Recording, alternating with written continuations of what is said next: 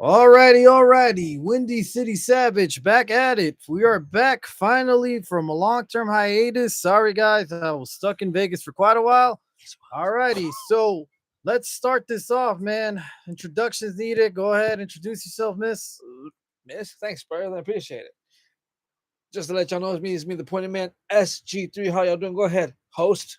Yes, so I am the Windy City Savage. We already know we're back at it. Let's start the Raw review, my friend. Let's do this. Alrighty, so let's go into it. We start off with Raw. We get the guests, we get the people coming in, we get the simple stuff like we always do. I miss the intros. Let's just start off with that. I miss the Monday night intros when you had a Yeah. theme song to go with it, and you got that whole highlight package, and you got that craziness, like across the nation, or even the beautiful people, that old school type of stuff, drowning Wanna be pools, loved. any Wanna stuff, be loved by Papa Roach. That was a badass theme, dude. I think Drowning Pool was a lot better, the Yeah, SmackDown one. it was. But regardless, doesn't matter. Regardless, whatever theme song you like, I just miss the old school stuff. But regardless, this is the new day and age of Netflix, so they don't want to shell out for theme songs. So we start off with this, man. We see Roman Reigns with the Usos back at it on the table, and guess who's still ahead of all that? The OTC himself, Roman Reigns.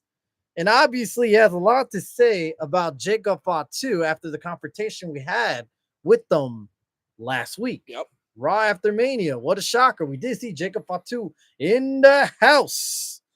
And put it this way, man. The Usos, he asked Roman, Roman asked the Usos this, like, what does he think? What do you think about this whole Fatu thing? And this is what the Usos had to say. They have to, you have to understand where Fatu's coming from, you know, where he's coming from, and how he's hungry too, how he's wants this title, how anybody would want this title, but at the same time, it shouldn't come in the cost of family, Nope.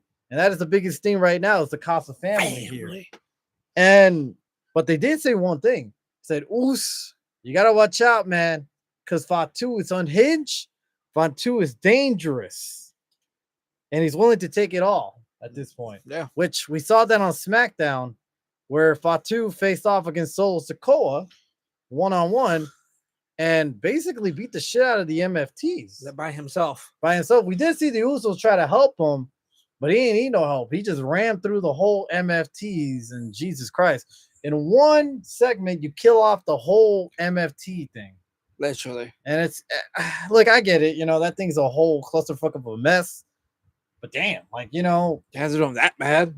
that took a while to build, and all of a sudden, just one guy takes it out the whole thing. So, all right, look, and at that point, we could see Jay hyping up Roman once again, getting into his mindset a little bit. I know he's supposed to be the crazy one in the group, like the old bloodline stuff, but like the way he hypes, the way he gets into his head, and the way Roman listens to him in a way, Yeah. it's starting to see cracks where it's like, could they be some sort of heelish Jay trying to get Roman to crack, trying to get him to his vulnerable points, trying to make him do decisions that he normally doesn't do because now he doesn't have a wise man in his Yep. corner. So now he needs to look for somewhere else for advice. And right now that is Jey Uso because Jimmy's always been the calm one. And now you have the unhinged man himself on the other side giving you advice every second. And the way he was hyping Roman up, saying like, nah, you shouldn't take that. You shouldn't do that, man. Like, nah, Basically, forget that. forget that. Forget, fucking, what's his name? Jacob Fatu and stuff. And Roman agrees. And put it this way, it can't be respect. There has to be consequences. They all agree, and they will all dress. Basically, he would address himself, Fatu, later on tonight. And they all say this, families first. They all put their hand out, and then they say, family first. So I think it's first family or something like that is the quote now. So put it this way. If you guys already not know this, you better know the bloodline is back. The Pretty OG bloodline. It's already a given. Not the fact that they call themselves the first family or family first. I don't know. I forgot the part that they call themselves. But regardless, it's going to be on a t-shirt. And now it's up to this. Whether it sticks to the original ones or Does it expand? Does it add more members? What do you think, SG3? I feel like it's gonna bring in more members. It's definitely. I feel like Jacob after this, dude. This reminds me of 2020 when it was Jay versus Roman, and then Jay joined Roman. And I feel it's gonna happen the same thing right now with Fatu. You He's think gonna so? join Roman, and then we'll see who the other random person that is. Maybe they run it back with Sammy. I'm gonna put it this way, bro. I get what you're saying, but I don't really see that. I can see why. It does remind you of it, but I think Fatu, there's a reason why they call him the Samoan werewolf. I really hope the Fatu does stay alone though. Yeah, I think he's gonna be the lone wolf of the bunch. I don't think he's gonna eventually join. I think he's gonna be the burden to Roman Reigns for the rest of the year to come. Mm-hmm. So I can see where people could think, oh, he's going to join the bloodline eventually after Backlash. I don't see that. I see him losing. Yes, I do see him losing. I don't know if it's going to be clean. I don't know if it's going to be interference. Maybe the NFTs come in, ruin that for Jacob Fatu and Roman Reigns match, and maybe they team up for a bit, but I don't think he's going to join them officially. He's going to stay the Samoan werewolf and still do his thing, but yet still go after Roman Reigns. And I mean, honestly, I prefer it this way. I don't think, look, put it this way, man. I get it. Why you're going to bring the bloodline back. It is a fan favorite, but at the same time, why add more members, man? Why not just keep it the three it is, the way it is? We just don't need that much members out there. I think that just ran its course by adding so many people. I think at this point, we're good enough, man. Yeah. So any other comments on this whole segment? Nah, brother. Honestly, I think at this point, with the three is going to be good. Keeping just original three, which was Jay, Jimmy, and then Roman. It does add to it because you still have Roman's head, whatever you want to call it, and you still have with Jamie and Jay with them tag teaming. They still have the validity and the, I guess you could say, the numbers game to keep Roman's title reign running. Right. Alrighty. And with that, we did see Jacob Fatu for a slight big, no promos, just a quick video, and that's it, brother. And then we move on because out next comes Seth freaking Rollins, and Seth freaking Rollins comes in, doing his thing once again. Always the architect himself. He comes out, he speaks, and he says there's a reason he lost to Gunther. There's a reason that Roman Reigns walking around with his title on his shoulder is not because he's, that he got pinned on on himself, on his shoulders down to the mat. It's not because it's not because of that. It's because of Braun Breaker himself, basically costing him an injury, costing him the match at WrestleMania. And at that point, he calls out Braun Breaker. Before he says that, he doesn't mention about the 9 staples behind Braun Breaker's head. If you not remember, last week there was a bouch where Braun Breaker did end up getting 9 staples in his head. That's just crazy, man. That looked pretty bad. But yeah. So put it this way. He calls out Braun Breaker. Braun comes out. All right. And then he comes out with Heyman now. So Heyman no longer is the advocate of Brock. So does this mean that now he's aligned with Braun Breaker himself for the rest of the time being? Does he move around? Because eventually we do get Bronson Reed back. Yeah. And do you see at some point that now that Brock Lesnar's retired, and I don't think he was supposed to be retired, then at WrestleMania, that's the rumors going around. Do you see maybe a possibility where he owes Gunther a favor, and maybe he's the advocate of Gunther for quite a bit? I can see it. Yeah, so I can see it because he did say, whenever you're ready to cast that favor, let me know. If you also noticed, the one thing tonight in this promo is that Paul Heyman did not get to talk at all, which was really odd. Super odd. Especially for Paul. Yeah. But then again, why would you need to have yourself inserted in this promo? Because I thought it was pretty good. I thought these two guys held their own, especially Braun Breaker.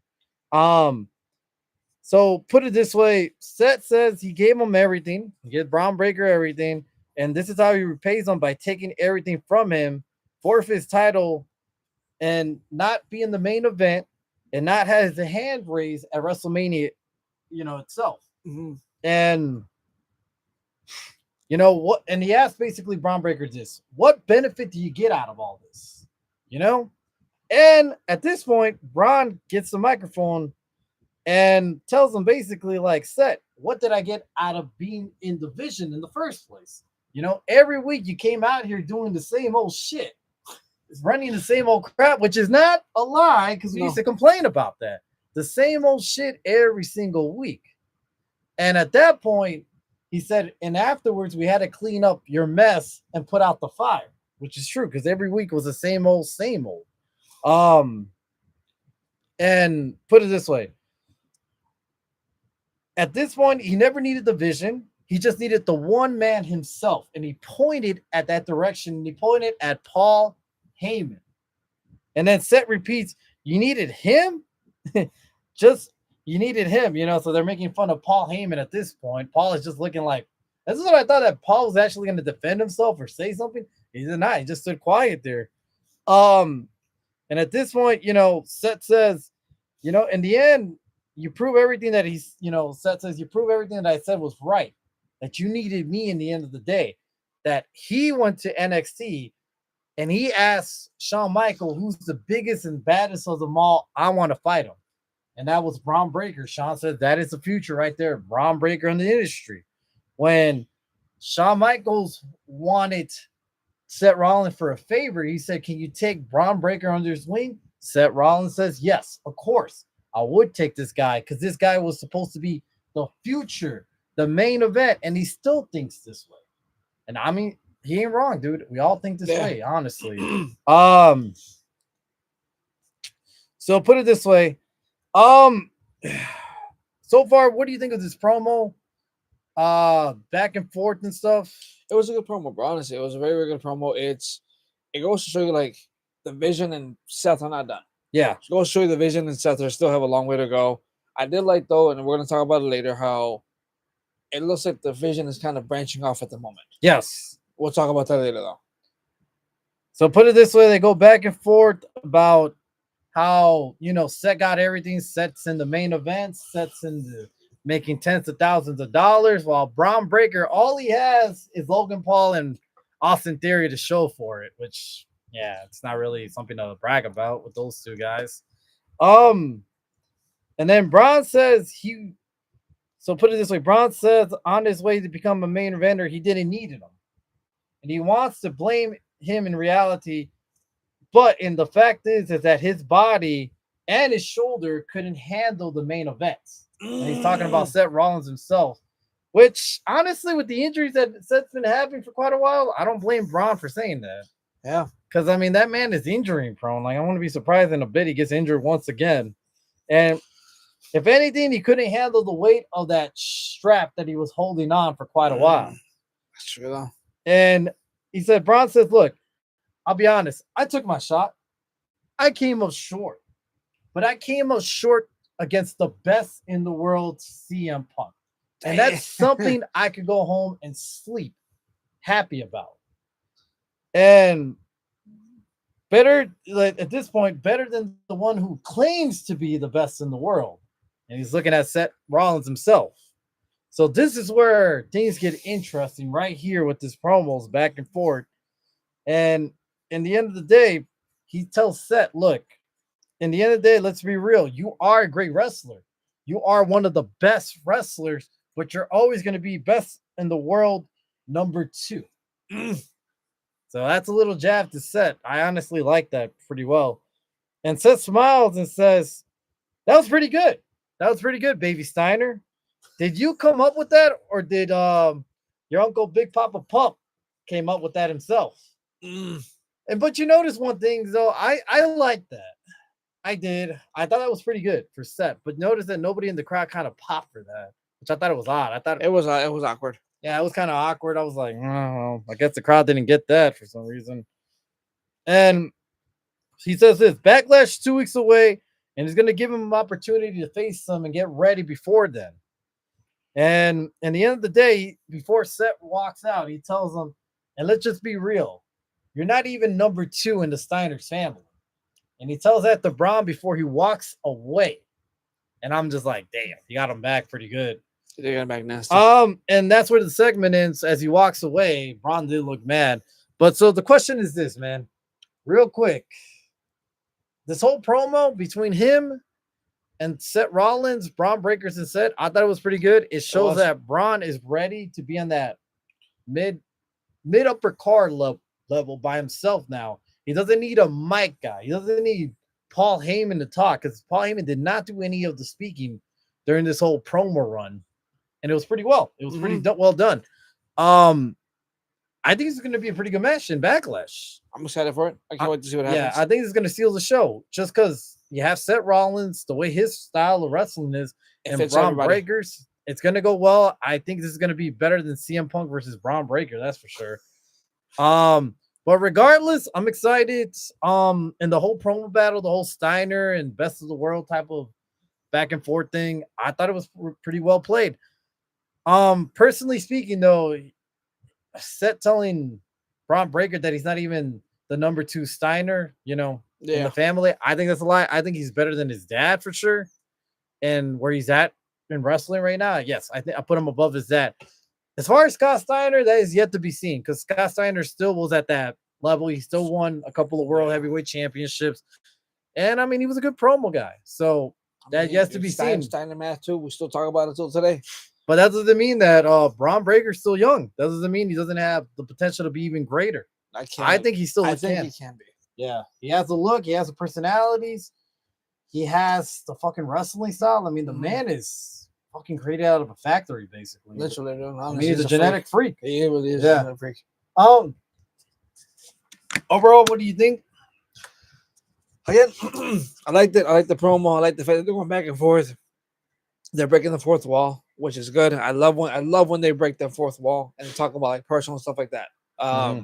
It goes to like there's a little bit of animosity in this promo. So it's like, all right, cool. Look, you know what? We can give each other like a nice little low blow shot. We don't have to keep it always 100% business. We can go a little bit past it, and then respectfully, you go past it.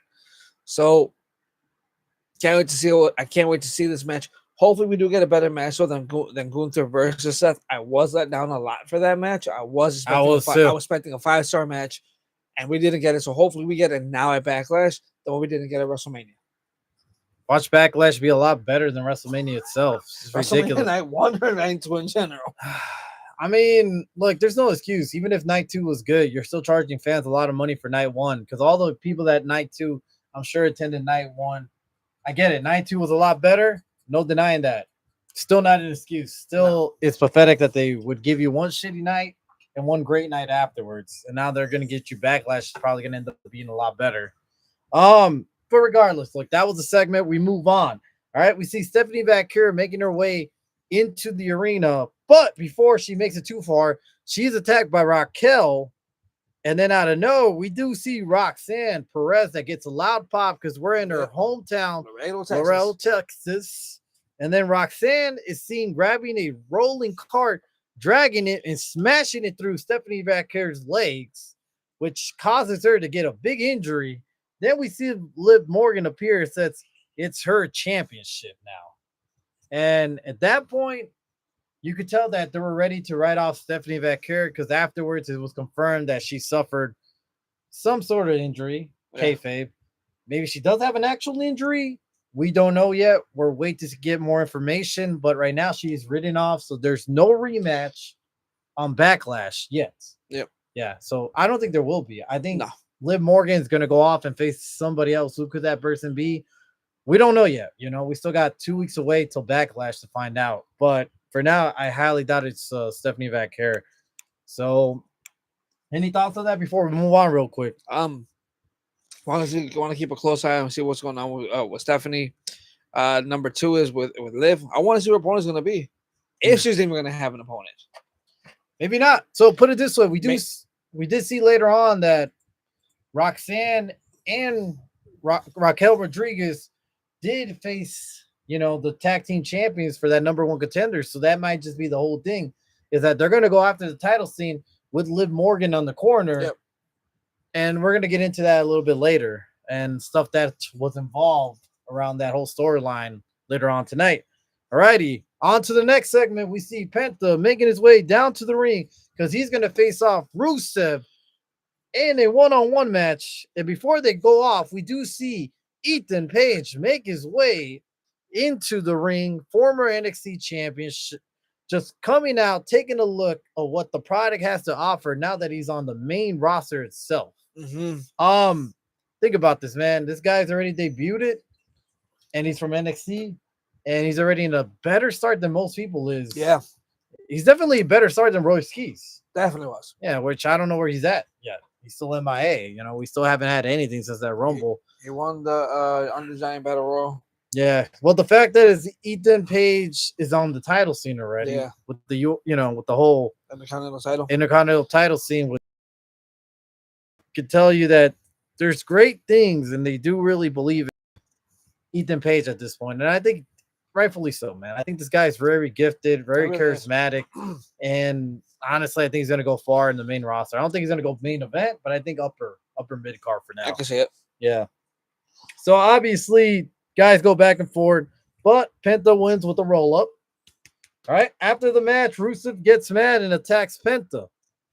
Ethan is then seen going into the ring, but at the same time, when he's about to go in the ring, he's about to do something. Rusev looks at him. He just walks out of the ring. He's like, you know what? Never mind. Walks out, but then Penta gets some offense into Rusev, fights back. That's when Ethan Page comes out of nowhere, attacks Penta himself. So both men takes them down, works together, some sort of alliance for the meantime. But out comes Javon Evans, young OG, comes out to save Penta, hits on Ethan Page, and then gets the OG cutter on Rusev himself Again. to help out Penta, picks him up, gives a little dab, and so far we got Rusev and Ethan Page. Looks like they have some sort of alliance. And we're probably going to get something with Penta and Javon Evans, like a tag team match next week, I guarantee you. Or probably Backlash. Yeah. I mean, the match itself was decent, but, like, honestly, the segment was kind of another throwaway segment. I don't know. I don't know what it's supposed to do, man. I get it. You're going to elevate somehow Ethan Page, but he has to be on the winning side of this. Yeah. Yeah. And I get it. At the same time, if you're not noticed one thing, I think it's Penta himself is undefeated this year so far. So far, yes, he is undefeated this Yeah. year. I don't remember the last time he lost in 2026. Do you? No, I don't remember. Even 2025, I don't remember. Ever since he won the title, he's never lost. So this thing is like this. If next week we have a tag team match, which I'm thinking is going to go to that direction, or something similar, maybe we get like an Ethan Page versus Javon Evans. I can see that. No matter what, Javon Evans has to come on top. So if it's a tag team match, Ethan Page has to get the win. If it's a singles match and Ethan Page faces Javon, then it'll be Ethan Page getting a win, because you really got to push this guy over. Mm-hmm. Although I do like Javon Evans and I do think they're pushing him, I really do think they're seeing more of the money on Ethan Page himself. Because look, Javon has the movesets. I think Javon is a great wrestler, but Ethan Page has the mic work, has the crowd interaction. I think at that point it's more of a better marketing for them. But then again, we've seen these guys before and they get nowhere. Let's put a key example of the guy who gets that we see later on tonight would be Grayson Waller. Yep. Austin Theory. LA Knight. Well, LA Knight is still popular, but I think those guys were more like the prospect that led to nowhere. Oh, okay. Yeah. So I don't know. Let's just hope that they push Ethan Page and it's just not another gimmick that got lost in the sauce. And now he's a joke, basically. And let's hope he doesn't end up in the Vision in the future. So put it this way. We then get a face-off between Grande Americano and Rey Mysterio, because at some point backstage, so backstage, put it this way. Oh, sorry, actually, I'm going ahead of myself A little bit. Yeah, but we did get a face-off between El Grande Americano and Rey Mysterio. I guess they were at an event, and Rey Mysterio kind of gave Grande Americano his props and stuff, for doing this thing at AAA. But afterwards, we do get Becky Lynch coming out with her IC title, and she cuts a promo out there saying this is a new era. She has made history at Mania 42. She got rid of AJ Lee and ended her title reign right there. And we probably won't see AJ Lee for quite a while. Because I don't know if you remember, she says her future was not unsure. So who knows? I just said I'll see you soon. Soon, yeah. I don't know when, but soon is for her. Who knows? But at the same time, she also made other history. She became the first superstar to win 4 titles at WrestleMania, That's which is true. interesting. Back to 2 belts, Also, the Intercontinental title, and I forgot the last one. But yeah. she's also the first 3-time IC champion as well. You know, she won most matches women at WrestleMania as well. So she's been the only lady to win so many matches at WrestleMania. So that's kind of a crazy fact right there. It's a crazy stat. Yeah. Super crazy stat, dude. I mean, honestly, congrats to her. She also said, shout out to The Undertaker, I'm coming after you in your streak. I mean, I don't know about the streak, man. I mean, that was something else. I don't think she's undefeated. Oh, when did she lost at WrestleMania? I feel like she did lose at some point. I don't know. We have to fact check that eventually. But also this, look, put it this way. She cuts a promo about basically saying, look, this doesn't mean anything. In the end of the day, I want to be a fighting champion. Okay. I want to fight in this crappy town, even in these crappy towns like Laredo, Texas. And, you know, I want to fight the very best of the best, you know? So at this point, she says, I want to issue an open challenge out there and be a fighting champion. So anybody out there who wants to make a name for themselves, that wants to prove themselves, someone new, someone big, come on, come out here and challenge me right now. Out comes Io Sky. Yep. Alrighty. And then Io comes in and says she accepts. And Becky laughs, says, you accept what? She wanted to fight the best of the best, she says. The new shiny, she's none of that. And then the crowd boos and she says, see, the crowd's booing you, Io. And then they chant her name. And it's at this point, she's like, oh, I understand. You accept on behalf of Rhea Ripley. So I'm fighting Rhea Ripley right now, you know? Like, so I can become Becky 2-time belts once again, you know? Like, so I'm excited for that. So, you know, she tells Io this, look, Io, in all due, you know, respect, I want to fight Shawn Michaels. I don't want to fight Marty Jannetty. Yeah, I was like, damn. And this is the point where I don't understand. The crowd popped for this one, which it is good. I'm glad they popped, you know, even though it's a little outdated, I'm glad they popped. But they didn't pop for the Steiner. Yeah, it was kind of weird. But regardless, I guess because Shawn Michaels is in Texas and Shawn Michaels, you know, is from Texas area. Yeah. And of course they're gonna pop big for him, which I get. And then at this point, Io gets mad, attacks Becky Lynch, attacks her on the outside. They go at it. Becky runs away. But before she runs too fast, Adam Pearce says, wait a minute, Becky. You issued an open challenge. And Io accepts. So let's make it official. Let's get a ref out here. And let's get this started already. And off we go to the races where they go back and forth in a pretty decent match. Mm-hmm. Yeah, a little back and forth action until obviously we can have a clean finish. So out comes Asuka. Coming out to finish this story that we did not get a proper send-off at WrestleMania for some point. So put it this way, Asuka comes out, costs Io her title run. Afterwards, where Becky picks up the win, she leaves. Asuka comes in and puts her on the Asuka lock. Yep. And during this time, the crowd chants, we want Kyrie. Which is like, so put it this way, this whole segment here, I want to see Asuka versus Io. I do too. But at the same time, without Kyrie, it doesn't make sense. You missed the ball. It makes sense to an extent, but you missed the ball. You don't have the same vibe to it. You don't have the storyline no more to it.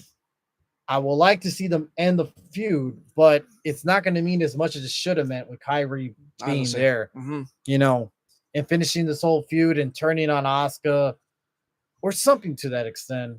So now it's just, you know, they dropped the ball once again. It's just awful, man. And we'll talk about the WWE releases later. Yeah. But regardless, it's just stupid, you know. They dropped the ball. The crowd does chant, we want Kyrie. That's been trending too on Twitter. Do I think Kyrie Sane comes back to WWE? I don't know. I don't think so. If she's really gone, then I think she's already back home. And I think you remember she got released not too long ago, a couple of Mhm. years back. She did came back and only to get released once again. Yeah. So why would you want to come back to a company like that? She does have a, I think they still do the 90-day complete non-compete clause, Yeah. if I'm correct. So in 90 days, we'll find out if she ends up And then signing somewhere Japan. else, going back to, I forgot what they call that one that she was at, wrestling promotion out there in Japan. Maybe she goes somewhere out here in the States, but who knows? Whatever, we can't figure that out in the end of the day. But regardless, they missed the ball. I don't understand this. What they're gonna do with the storyline, it doesn't really make sense. It doesn't. Because later on tonight, we also get a promo of Asuka cutting on Io and talking about you both basically broke our family. What family? There's nobody there anymore. We did see a couple of pics of Kyrie in this whole promo. She was there. A couple of videos of Kyrie. There's not much mention of her. No, it was like No. completely just cut out. Yeah, cut out everything. So what is the point of this whole thing now? Why mention family? There's no family. Well, two people's a It's family. more teacher and student. Yeah. That makes a lot more sense. You're like, I was the teacher, you were the student. And the whole ending of that promo made sense how she says, I'm gonna teach you one more lesson. That was perfect. Asuka herself was a perfect promo cutter. The way she cut that promo during the end, teacher and student, I like that. But family makes no fucking sense. I There's think no that was family. the theme of tonight. Family. Which is just beyond fucking stupid. That shows you that these writers do not know how to fucking write a storyline. Once they got rid of basically one of your best women wrestlers on that roster, Yep. just a really disappointing, man. I don't know. I'm still really disappointed about this release cut list that we're going to talk about later on today. But that was the promo itself. That was the segment two on this one. We do got a comment real quick.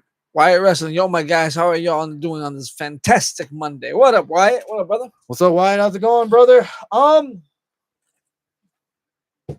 We're doing pretty good until I got pissed off for Kyrie Singh getting released. But in this whole promo, Io, on Io Sky talking about family, yet there's no family left. Like I said, it makes more sense, teacher and student. Yeah. But regardless, look, it is what it is. On we go to this was actually one of my favorite segments of the night. I don't know why. It was cheesy, but it worked. It worked. Are we all? I'm pissed off too, man. Yeah, it's ridiculous. We're gonna talk about the WWE releases later on because the whole list, it's just bad. Well, it's not that it's a lot. It's just that there's so much issues with this list of people. And I'll tell you why. There's so many names on there that had potentials to be good. So many things that were unfair too. Yeah. And it's just so much bad things, and it just looks bad on their half. And all because some CEOs and whatever you want to call them want to get a big bonus by the end of the year by cutting off all these wrestlers, because that's what it's all about, is maximizing money, but yet you don't want to give shots to actual wrestlers that are actually good, as well as give them potential to be great. And then they wonder why their product's shit right now. Literally. So on we go to me, one of the favorite segments of the night, and that is Ray is seen with the OG Grande Americano, and OG's asking him, yo, I seen you, dabbed up with Grande Americano. I hypocrite with the other imposter. Yeah, he's like, I just wanted to know if you want, if I have to be worried that you're gonna, help him out when me and him face mass versus mass.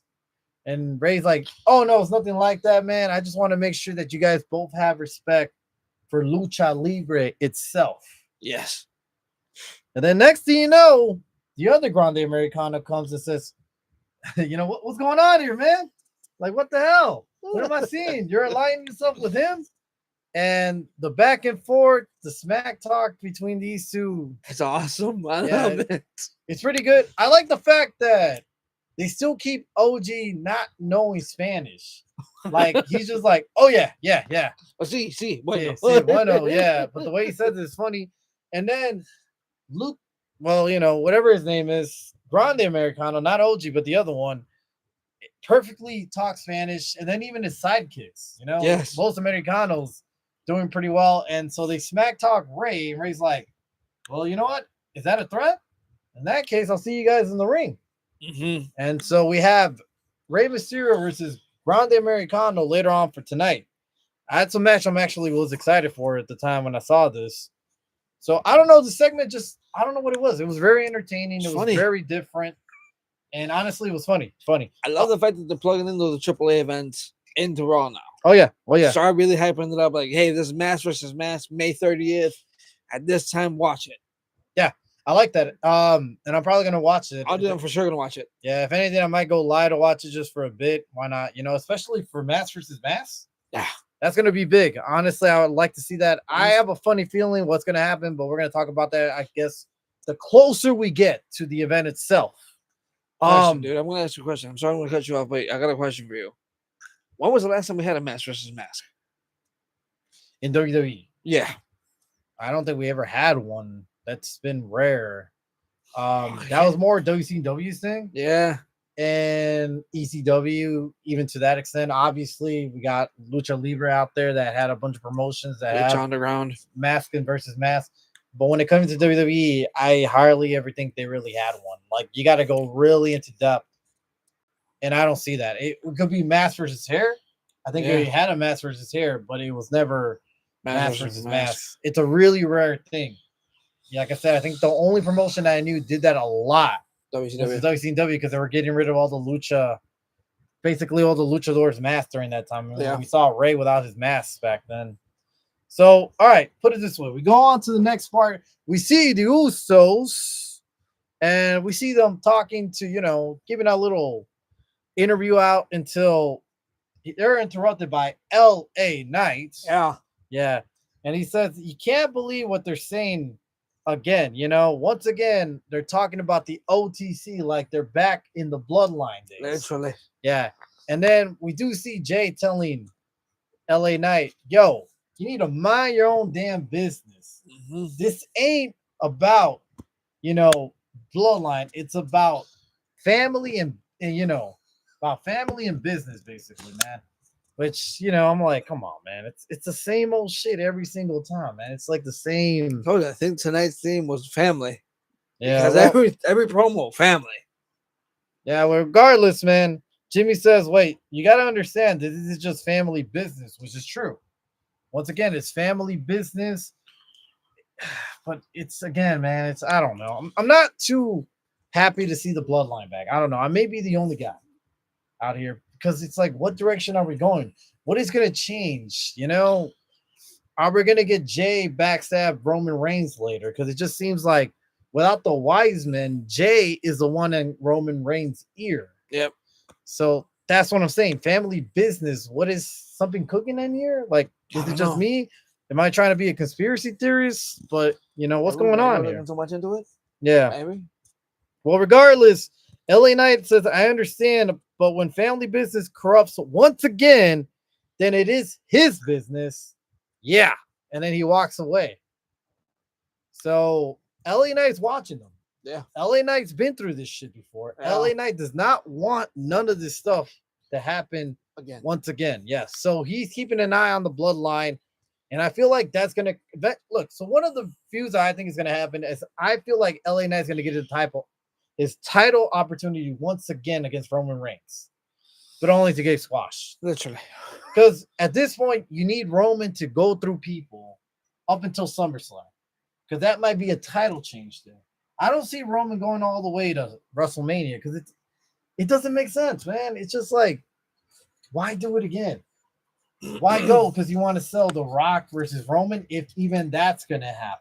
If I'm not saying it's going to happen, It's because anytime we make predictions, I don't think The Rock's going to come back to wrestling. No. My prediction is this: he's not coming back to wrestling. He doesn't need to.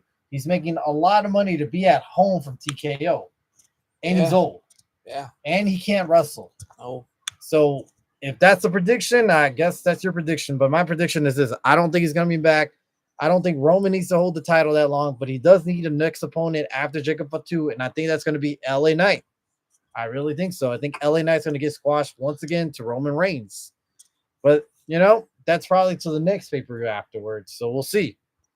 Then we got everybody's crowd favorite, Joe Henry, come out, because tonight he has a concert, and that concert goes like this, does a little lyrics that he's happy to be on Monday Night Raw. Yep, he signed with Monday Night Raw. Yes, and it's fantastic to see the OTC, Seth Rollins, and he names another other superstars as he goes. But he does say that at this point, he says that, can we just fire Logan Paul? Mm-hmm. And he just mentions it again and again. Can we fire Logan Paul? Logan Paul. Starts singing that, just waving the hands. That's awesome.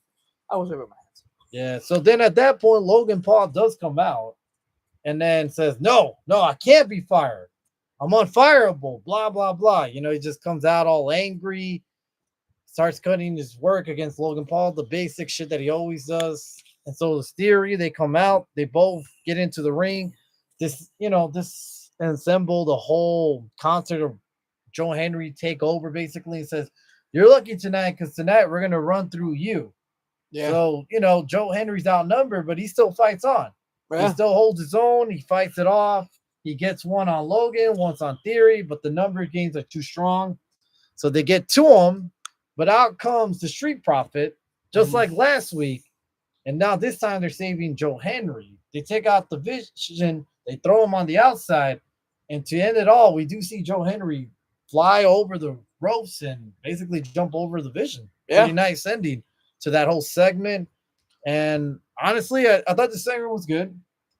I'm excited to see Joe Henry wrestle on Monday Night Raw. I don't want to see him as a gimmick. Like, I like his gimmick. I do. But I just don't want to see him like a Danhausen. No, let Danhausen just be Danhausen. But even then, I just feel like we have to have a good mix of every guy. You know what I mean? Like, we can't have too much of Danhausen doing the same thing because eventually that's going to run its course. We can't have on today. Yeah, which was good. He's probably during the commercials. I guarantee he was throwing T-shirts out there. But at the same time, we could have 1 week with Joe Henry and then next week with Danhausen rotate. Mm-hmm. But also have Joe Henry wrestle more because I don't think Danhausen he's not a great wrestler, Danhausen. He's an okay wrestler. Mm-hmm. But his gimmick itself is what makes him more entertaining during his wrestling thing. So regardless, I like this. Just don't do too much of it. Have him actually wrestle and then cut his promos afterwards, But regardless, I'm happy for Joe Henry to finally be in the main roster. I'm excited to see how this goes. Any other comments on this? Honestly, dude, it reminded me of the Rock concert, but I like the way he just kind of just like made it short, sweet, to the point. And yet it's funny the fact that Michael Cole kept singing the "Fire Logan Paul, Fire Logan, Fire Logan." It's funny.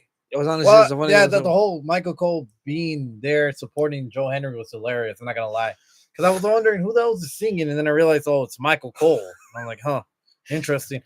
Here's the thing, man. You say it's The Rock. I see it's Joe Henry, bro. It's always been Joe Henry because in TNA, he would do the same thing. It was all his concerts. His concerts were always good, man. The man is charismatic. The man has a good voice. Honestly, yes. Yes. So there's a reason why his song was trending in the UK at a certain point. And I can see why, the guy is gifted.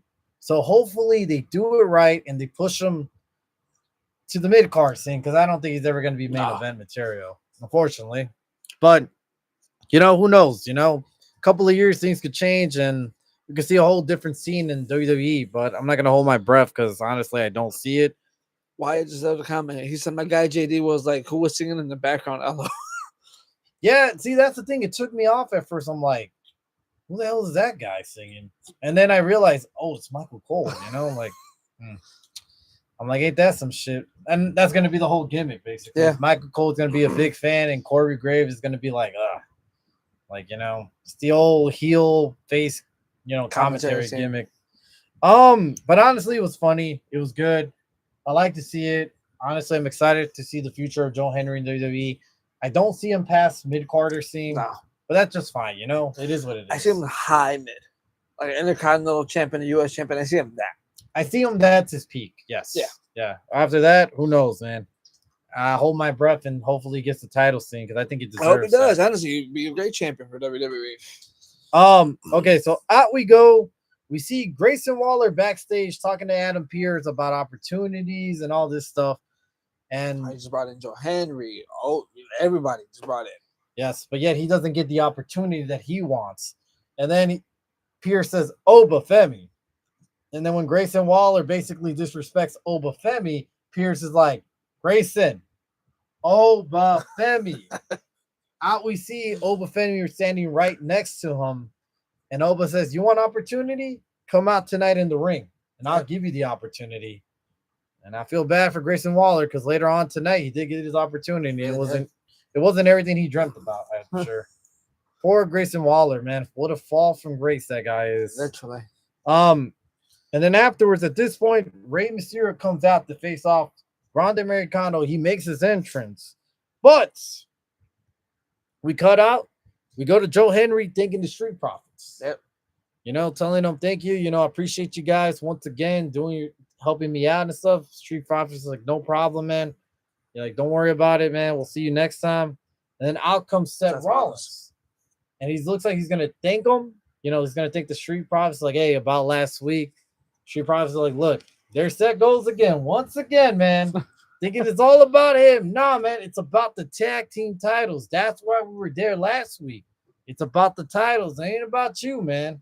Don't think everything's about you always. And they walk away. So that's that. That's the end of the Street Profits affiliating himself with Seth Rollins at the moment, I guess. But yeah, quick segment. We come back. we get basically Grande Americano versus Rey Mysterio, right? This match was hectic. This match was crazy. Obviously, interference from Los Americanos, especially trying to help Grande Americano win the match by giving them the faceplate. That always ends up, helping them win the matches. But at this point, we did see OG come out, take that faceplate out, and at that point, it set up Rey Mysterio to hit him with the 619, connects, pins, bam. OG and Rey Mysterio basically give each other respects. As Rey goes out, we do see both Grande and OG go at it once again into the ring, until before security breaks it up. So at this point, man, this felt more like a filler match. Yeah, it was super over. I do like to see Rey back in the ring. Mm-hmm. One-on-one singles match. That was nice to see. So shout out to Rey to still do it at his age. He's up there in age. He has a lot of injuries, but I'm glad everything's going well for him right now. I don't know if you heard the comparison people said. People said for WrestleMania, he wasn't clear to face Gunther, but he was clear to face in the ladder match. So, like, how was that one? How was one safer than the other? Because put it this way, on the ladder match, there's 6 guys. And he could just stand there and wait for the one spot. That's all he has to do. Pretend like he's out. Yep. Stay for the one spot, and that's it. But in a singles match, in a high caliber match like Gunther, he has to do more crazy spots. That could be a little bit dangerous. I get the comparisons that people are trying to make out there, but the reality is that you can wait it around in the ladder match for a very long time, do 1 or 2 or even 3 spots, and call it a night. And that's what he did basically all night. So yeah, I get the comparison. They're trying to say, oh, nobody wants to get squashed by Gunther. That may be true. That may be why Brock retired. Who knows? Until we get the actual confirmation from Brock. Who knows? And that also could be the reason why Jericho may not want to come back to WWE. We don't know. Yeah. Supposedly, there is a rumor out there that, they talked to Jericho and asked him why didn't he want to return. And he asked WWE, what do you got, for me if I do return? They say a segment with Punk, and that's it. So it didn't seem like they were too interested in having him back anyways.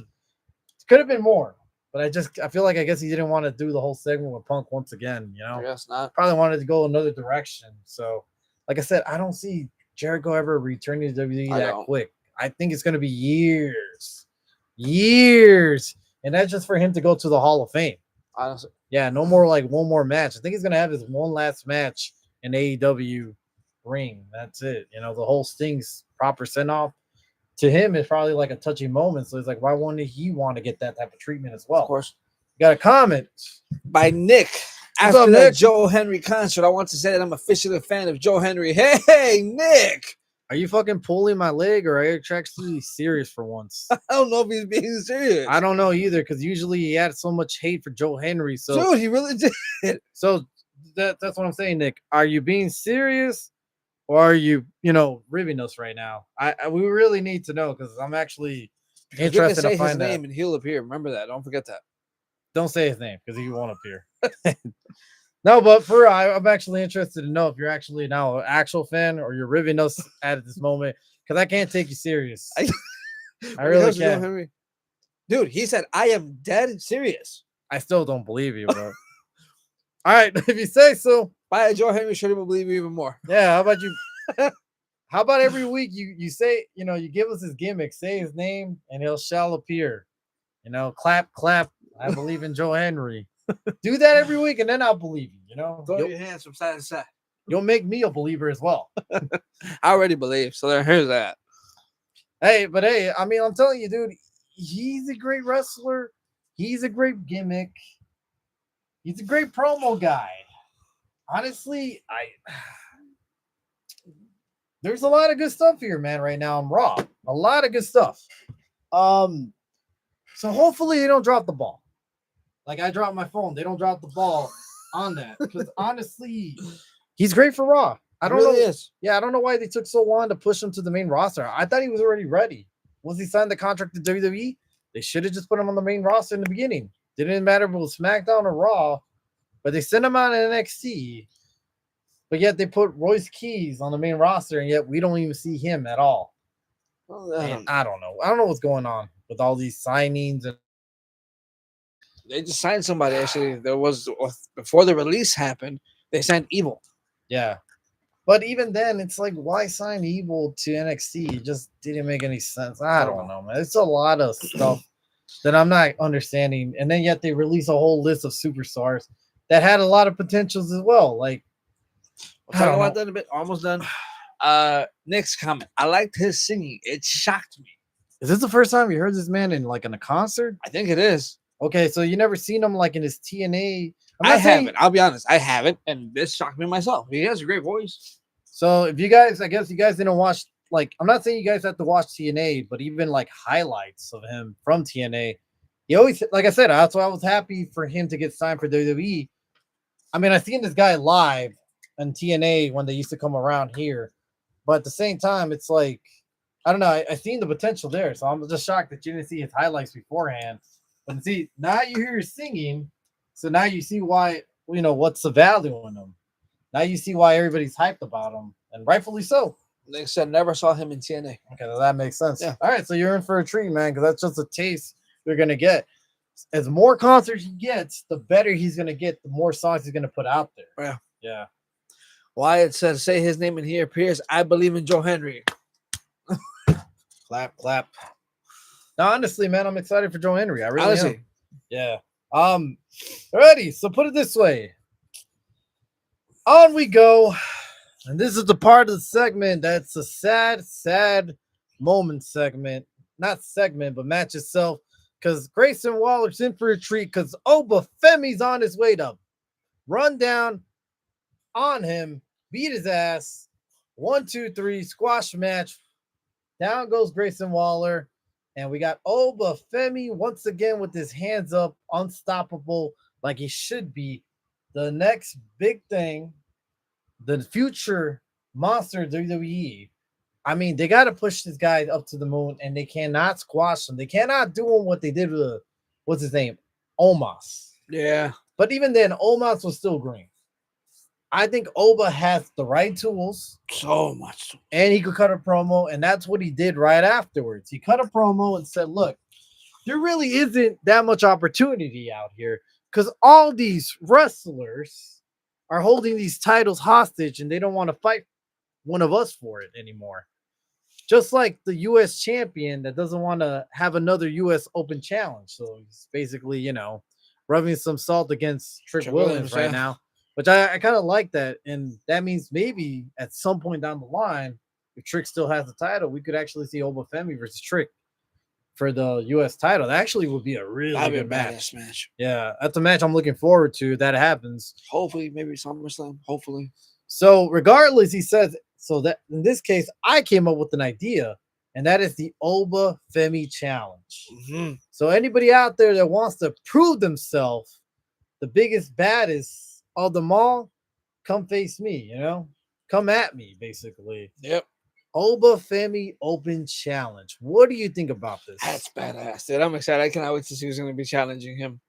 I don't know who's gonna challenge him because I don't think anybody's gonna want to challenge this guy. That's my thing. It's like, who's gonna be smart enough to face Obafemi if this is an every week thing? I'm not saying it's a dumb idea. I like the idea. It's a good idea. But storyline wise, who's gonna want to face Obafemi? A bunch of jobbers? Yeah, I see a bunch of jobbers doing it at first. Eventually, reminds me of the Master Lock Challenge. Mm-hmm.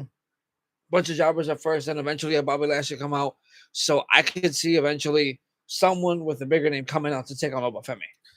But however, though, this is a really good way to really show the dominance and why WWE chose him to go over Brock and be the next monster. Nick says CM Punk. I would love to see Oba versus CM Punk. That would have to be more on a pay-per-view, obviously. And that's not yet. That's probably in a bit longer more because they want Oba to go over, and I highly doubt they're going to want him to go over Punk right now. Yeah. They want to wait a little bit on that. So I guess I have a lot of questions about this open challenge. Like, storyline, who's smart enough to go against Obafemi right now? I see a bunch of jobbers, a bunch of smaller mid-carders. Now, my idea is this. If they were smart, they would do it like this. Have an open challenge where they get guys from other promotions like AAA that they're working with and TNA to come in, face off Obafemi. Get squashed. I want to say get squashed. I would actually say give out a good match. Like their top wrestlers against Obafemi. Give a little back and forth action, but yet have Obafemi go over. And one, you kind of put more notoriety into a wrestler from the outside, but at the same time, you still have Obafemi go over from the top stars of the world. Yeah. So this works out very well. Hell, even from NXT, bring some guys from NXT to come in, try to make a name for themselves. They can't get hanged with the main roster, but at least they went one-on-one with the ruler. With the ruler of the rulers, man. And maybe at that point, Oba shows some respect, and that could give them the little nod when they go back. And a couple months later, they can make their way back into the main roster once again. Nick has a question for you, my friend. By the way, how did WrestleMania feel like being there in person?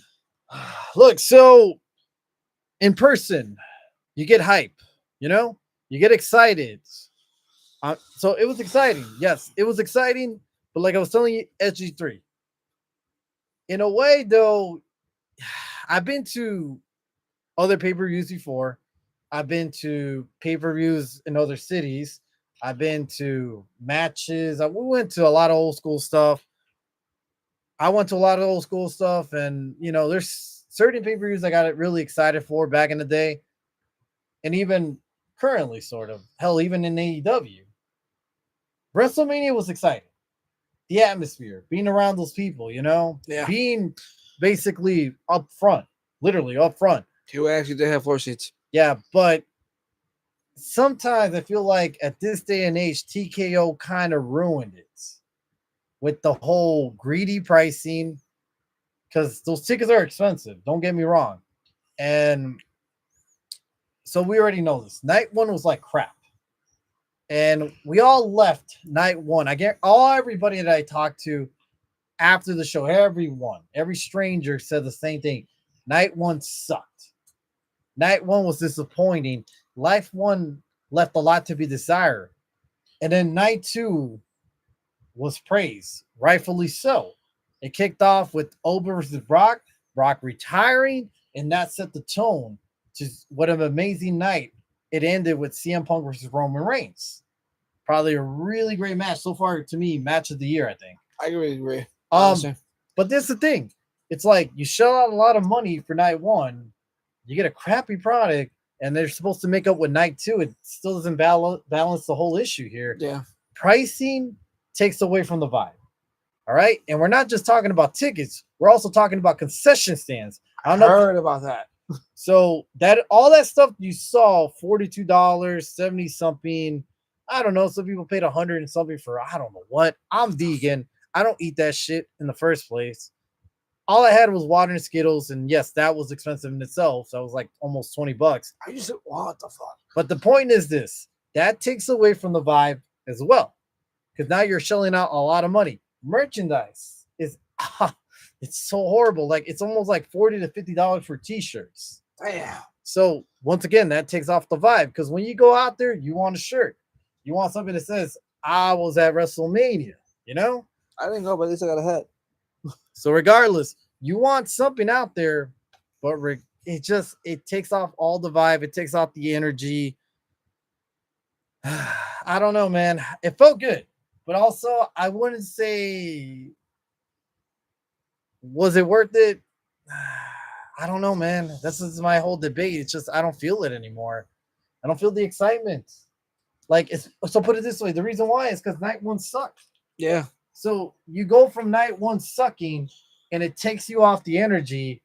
And yes, night two brought you back up, but you still feel like you got ripped off. Yeah, I can see it. Yeah. You spend a lot of money, and there's people in there that spend even more money than I did. And they probably didn't get their money's worth. Now, some fans may disagree. Some fans may be like, well, they're in person. I'm excited. It was fun. I thought it was a great time. And that's up to them. Yeah. Personally, to me, it's in between. Excited to be in there in person. But once you come down from that high, you come down, you have a couple of days to think about it, really. Was it really that good? Was it that great? Was it worth it? I don't think so. I think once again, TKO being greedy themselves ruined this whole experience once again for fans. It just doesn't feel like the old WWE we used to know and love. And I think those days are gone, unfortunately. And this is why I still debate if I really want to attend another PLE in the future of WWE. Just because you're going to spend a lot of money wherever city you're going to go. It doesn't have to be WrestleMania. It could be Backlash in Tampa. Yeah. Like I said, you could go out there, you could expect a good time, but also you're only going to get 4 matches. 5 matches if you're lucky. You're shelling out, I don't know, 200 plus for nosebleeds. Is it really worth it? Plus concession food, plus hotels. You're looking at airplane ticket if you want to fly. That's a vacation for a lot of people. Literally. Would you rather take a vacation there to go watch a 3-hour PLE full of commercials? Or would you rather go somewhere else, that you could have fun with? You got to ask yourself that. Maybe it's better to watch it in TV. Yeah. Up close, with friends and stuff. We don't have to worry about fighting the crowd to get out. We're already here. We could go home, I don't know. But that's just me. I don't know if that makes any sense to anybody out there, but it's hard to say anymore, man. Last year I was excited. This year I was a little. I remember you last year, dude. You were really, really hyped last year, telling us, dude, can't wait to go over there. You hadn't gone since WrestleMania 22, so for you it was a super high. It was a super high. Like, dude, can't wait to run it back. Go ahead. But like the build up for it, dude, it just honestly killed it itself. Just the build up itself wasn't enough. Nope. And that's what just really brought it down. Now, was this WrestleMania better than last year's? Of course. Yeah. It was, because I think last year's everything was like a little lackluster, except for the main event and the women's. The main event of night one and the women's triple threat match was really saved the whole show. I wouldn't say saved, but just really helped it out that, hey, those were memorable. But even then, it's like you wasted a whole night of wrestling fans, and we're trying to pretend to ignore that with night 2. It doesn't negate that. So, like I said, once again, it still leaves a sour taste in my mouth that I spend this much money on this mid-tier product. Once again, I would feel you probably wouldn't feel that way if night 1 wasn't an F product. If it was like a C minus, C plus, B minus kind of product. Mm-hmm. And then you had night 2 to really cap it off. I was like, dude, yeah, you know what? It was pricey, but it was still worth it. Yeah. Because I got my money's worth for this, and this. But if you went from an F to an A, which averages out to a C, it's like it's not worth it 100%. So that's what it's like. For these kind of 2-day events or 2-night events, you have to have, if you want to have it, instead of just banger after banger, cool, I get it. You know what? You want to save your bangers for night 2 because you want everyone to be glued on night 2. But night 1 should be where it's like, it's not going to be 100% all out. Again, C plus, B minus kind of graded show. Your A plus show on Sunday or night 2. That's going to really draw more people in. But if you go from shit to salad, from chicken shit to chicken salad, it literally shows the fact it's like you really didn't care for us in night one. And it was just like, you guys are gonna be satisfied with night two. And that's it. Exactly. Nick says Roman versus Punk came off great on TV. It was great.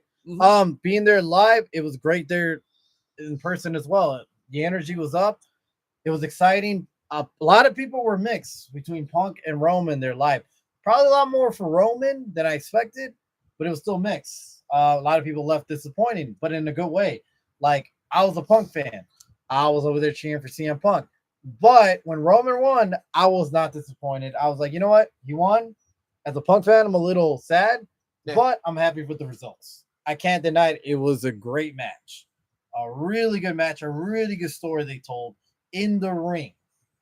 Honestly, that's one of the highlights of something they haven't done in a while. Yeah. They haven't done that stuff in a while. And because you have two old school guys, that just know the product. Know the history of wrestling. Obviously, Roman with his family and Punk with his history of, being there for quite a while and his love for the wrestling game at this point. It really set the tone for the rest of the Sunday. So regardless, that's how I felt.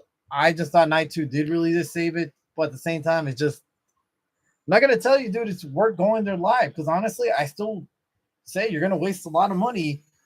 And at that point, you could also be at home. You want some of the merch? Go buy it online. That's probably cheaper too. Yeah, I mean, Hot Topic is starting to do it. Dude, this shirt from Hot Topic was like $20. Well, in another month or so, they're probably gonna do their spring sales. So yep. They're gonna cut everything half price, and then you're gonna go grab it then. So that's what I'm saying. It's like back in the day, I would feel like it would, because back then you would pay, I don't know, fucking $500 for front row seats. And then you'll have enough money to go to, they had fan access back then. They had WWE World. And that was mostly free. You would pay for a couple of things, but it didn't cost you an arm and a leg. So here's the thing. I didn't do WWE World. I did WrestleCon. It was cheaper. It was worth it to me. I liked it. I met a lot of the legends and new school star. The point is, WWE World was like $100 to enter for 4 days, I think. Plus, you still had to pay for the people you meet. You want to meet John Cena? $500. You want to meet Austin? $500. You want to meet the other superstar? Cheapest, you'll get a C-level superstar, and I'm not going to name names because I don't like doing that. Would be like maybe $50. C-level. But anywhere between $100 to $300 afterwards, So think about how much on the whole of your fucking wallet would you be at that point. Yeah, you'd be deep, dude. Yeah. Plus, you're out in Vegas. You still got to do eating. Yeah. You still got to hang out. You still got to do what you want to do out there. That runs you more money. It just doesn't feel like a wrestling weekend. I don't know, man. It's like a money grab kind of weekend. Yeah, that's what it is. It was last year and it still is this year. What else we got? We got Wyatt said night 2 felt like WrestleMania more than night 1, honestly. Yep, I agree. It did. Nick said, or they learned from night 1 and then better for night 2. I don't think so. This is the way I feel because you already have the card. The card night 1, you looked at them on paper and said night 1 doesn't look that good. There was nothing, and we talked about it multiple times for multiple weeks leading up to WrestleMania. Night 1 was not one that you were excited for. There was not a same. We talked about it. We bashed so many times. We said night 1, what match excites you? We're like, besides one of the main event, maybe Seth versus Gunther, but even that was botched. It seems like they did that on purpose. All right, so let me put it this way. Triple H psychology is this. He would want you to remember, like, he could give you a shit product. You know what I mean? Let's just put it as an example. PLE, it could be a shit product, right? So it could be 4 matches. They all suck. But in the end of the night, he'll have someone return. Someone make a shocking appearance. And by the end of the night, that's all you talk about. That point, that's what's trending. That's what you remember. That's what gets you excited for the next thing. This kind of seems like this was his psychology where night 1 was complete shit, but night 2 was supposed to steal the whole weekend away and keep it talking. Because they could have mixed and matched. They could have grabbed some matches from night 1. They could have grabbed the ladder match and put it in night 1. Yeah. Swap it out. I don't know. With night 1, what do you want to swap it out? It doesn't matter. But swap something out at least you'll have somewhat of a banger with that ladder match because that ladder match was great. Yeah. So that's the thing. It's like I didn't understand why they put their bang on night 2 and they gave us all shit product for night 1. That left me a sour taste. Mm-hmm. That's something that I feel like a lot of wrestling fans, want to forget. Like, yeah, night 1 was shit, but night 2 was good. But doesn't mean we excuse it at that point. That means, bro, like you guys got to do a lot better to tell the story, and especially the whole Randy Orton and Cody Rhodes and Pat McAfee angle. It just sucked. We were waiting for something bigger, and it just never happened. And I know Orton turned on Pat McAfee, and we cheered for that. But in the end of the day, it just still fell short. Yeah. And like I said, if one guy was going to win, if one guy was going to retain his title, the other guy needed to lose. So once you saw Cody retain, that set the tone that Punk is going to lose the next night. But at the same time, I don't think many people were happy that Cody retained his title. I wasn't happy. I wanted Orton to win. Yeah, and the next thing you know, he still injures an injury. So what was the point? Yeah. So it makes it even worse. It just makes everything worse. I don't know. Night 1 was just shit, honestly. What else we got? Well, I said I remember going to SmackDown in 2024. It was $200 something now. When I went to the final Raw before War Games, it was $600 something. Good Lord, man. Damn. Wait, $600 for what? Floor seats or for like 100 levels? What are we talking about? Why? That's a lot of money, though. That's honestly, dude, that's a lot of money. What are we talking about for the 200 in 2024 and the 600 before War Games? Now you got me curious. Please elaborate if you can. Remember we went in 2024 to Raw? Or what was it, 2023? Remember we went to Raw? It was like 100 something for nosebleeds. Like 170 for nosebleeds or something like that. But that was because when the product was hot, though. Yeah, it really was hot. Yeah, that was the difference, is that everybody wanted to see the product at the time. That's when The Rock came back as the final boss. Yeah. I could justify that to an extent because it was hot. It was great fucking TV. And being there live was great. The whole night was good. But now it's not like that. Now it's just a complete shit show. So that's why I say it's hard for me to justify for me to go to another pay-per-view now for WWE. Will I do any other product? Yes. Will I do a local independent show? Fuck yeah. It's a lot cheaper and you'll have fun. The point is, as a wrestling fan, is to have fun from start to finish, not, damn, this one sucked. This one hopefully is good. This one maybe will be all right. This one has to be good because it's the main event because we only got 4 matches on the fucking PLE now. But we have commercial after commercial after commercial throughout the whole night. Now, being there live and having those 10-minute commercials, yes, it gives you time to go to the bathroom, get you some food, do all that stuff. But yet, that's only a small percentage of people in the world being there live. Yeah. You're also on the TV, most of the people. So yet, it still doesn't justify it. I don't know. What else we got? Nick said if Breaker actually hit Seth Rollins with the spear, he would have killed him. That's why it looked botched. It was, dude. Being there live looks super botched, and then seeing it replayed, it looked even worse. I agree that if he hit him for real, he probably would have killed him. Now, was I excited to see that in person? Yes, it was exciting stuff, but at the same time, it looked pretty awful from being there live and from seeing it in replay. Yeah, I agree. If he had hit him, he would have killed him for sure. Honestly. Wyatt said, "Well, I have my family with me. It was in the middle left side, and in 2024 was the middle where you can see the entranceway." Not that bad. Those are basically almost like 200s. Actually, sorry, hundreds. Hundreds. It's hundreds, but yeah, it's still a lot of money, man. $600. It's a $400 difference in literally what, a year? Yeah, but that's the thing. It's like I tell people this, and I'll tell you this: WrestleMania 42 was not packed. It was lacking seats. There was a lot of empty seats. It wasn't as packed as it was previous year. So they didn't fluctuate a little bit numbers yet. Did they sell a little bit more? Yes. But they also fluctuated a couple of numbers. And it wasn't as packed. I'll tell you that. And that's a good reason why. With all the sales that they did, they tried to push some tickets out there. They just couldn't. And that's like I said before. If we stop paying for fucking premium tickets, eventually they have no choice but to lower the stuff down, because then they're going to realize that fans are not going to attend the fucking product. Yeah. and now they're trying to do this at football arenas. Yeah. Well, the next one is SummerSlam. They're doing that in the Minnesota. Vikings Minnesota arena, and that's going to be a big stadium holding 50 to 60,000 people. I don't think they're going to sell out that much. I don't think so either. Without a good card for both night one and night two, I highly doubt they're going to sell out. And at some point, if this continues on and they want to keep charging an arm and a leg and your first baby's soul, well, they're going to have to go to small arenas. They're going to have to go back to those 20,000 old school arenas, which I think they'll sell out. But at that point, they can't say we're doing 50 to 60,000 no more. They're not going to show off that eagle. They're going to have to lower it down just like AEW did. Yeah.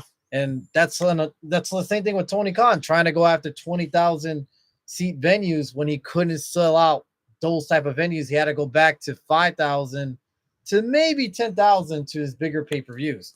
Look, it's just the wave of the product. When it's not good, fans are going to show you and they're not going to attend. Yep.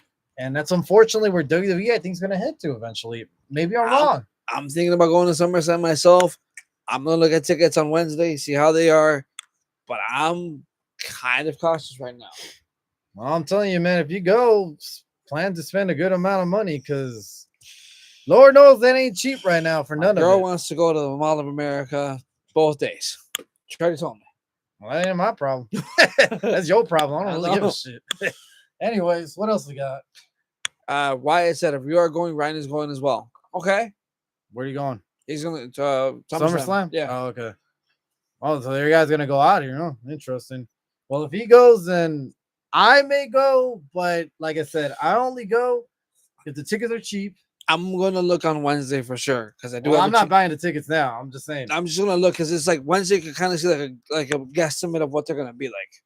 So I'm gonna look Wednesday, see what they're rolling out as, and see kind of like where the ball's gonna go. And I told my girl, if I feel like they're way too expensive, like Elimination Chamber was, then I'm not gonna go. Dude, they're gonna be more expensive because Chamber is not a. I mean, I guess they're trying to consider it more as a what?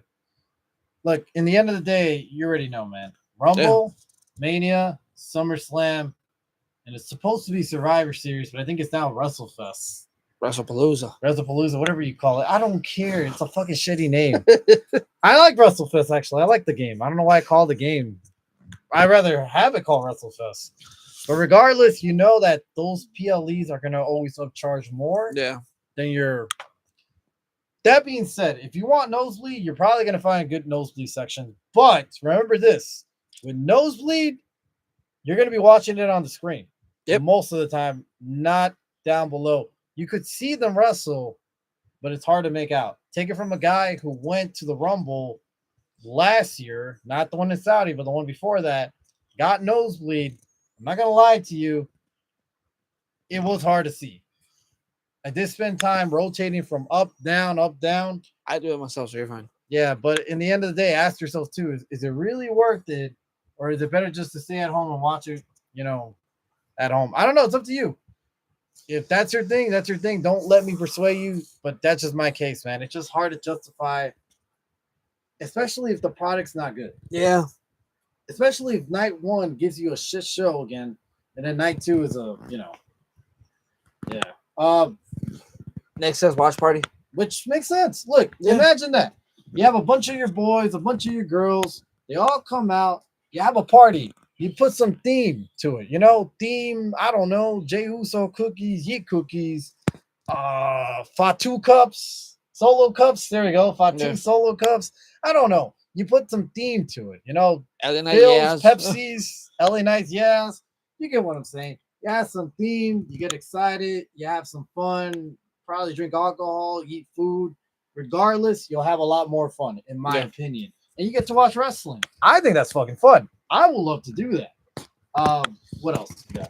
Staying at home. Why it's just staying at home and streaming it Cheaper. Nick says, y'all see how expensive FIFA World Cup tickets are this year. Higher than WWE shows. Every sporting event is increasing their prices. Yes. FIFA World Cup, though, is a different level than WWE shows. I could justify World Cup tickets. I can't, and I'm a fan, Look, and I can't. I get it, but in the end of the day, what's more popular? Here's When here's the in the thing. end of the day, what's more popular? SG3. I get that 100%. Soccer's 100%. We're not football. trying to argue why you think they're not justified. My point is this: what's more popular in the world? Football. My point that's all I need.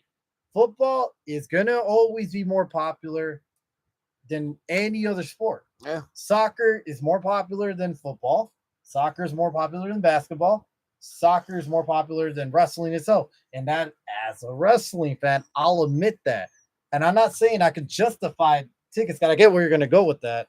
My point is this, though. Should it be more expensive than the wrestling tickets? Yeah, of course. I agree with you. Yes, it should be. I am not denying that.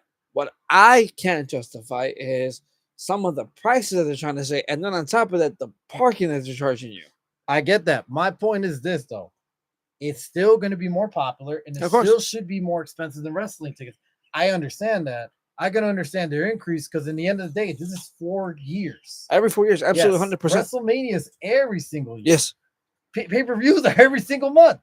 That's something I can't really justify. No, of course. No. So, I mean, me as a casual, I don't even watch soccer, honestly. I only watch it when the World Cup. Me as a casual fan, I could actually justify the World Cup. I don't know. Me personally, I could see the value of it. 4 years. It does bring a shitload of people from all around the world, even higher than WrestleMania. And I can see why tickets are getting more expensive for that. But WWE shows are trying to compete with them, with Super Bowl, with like, is it really on that level? No. As a wrestling fan, I'm sorry, but no. To my world, yes. In my world, I put that on top of everything. But the reality is they're not on top. They're like right there. They're trying to knock on the door. They're trying to get in. They're trying to bring celebrities, but nothing's working because they're never going to be on that level. They try to go to ESPN. What happened? I've botched. It didn't move numbers like they thought it did, and it never will. Because we're like, in the end of the day, we're wrestling fans, man. We're a niche audience. But that's what made the product work. When the product is good, just like a couple of years back with the whole Bloodline versus Cody feud, we showed up. Yeah. We supported. We clapped.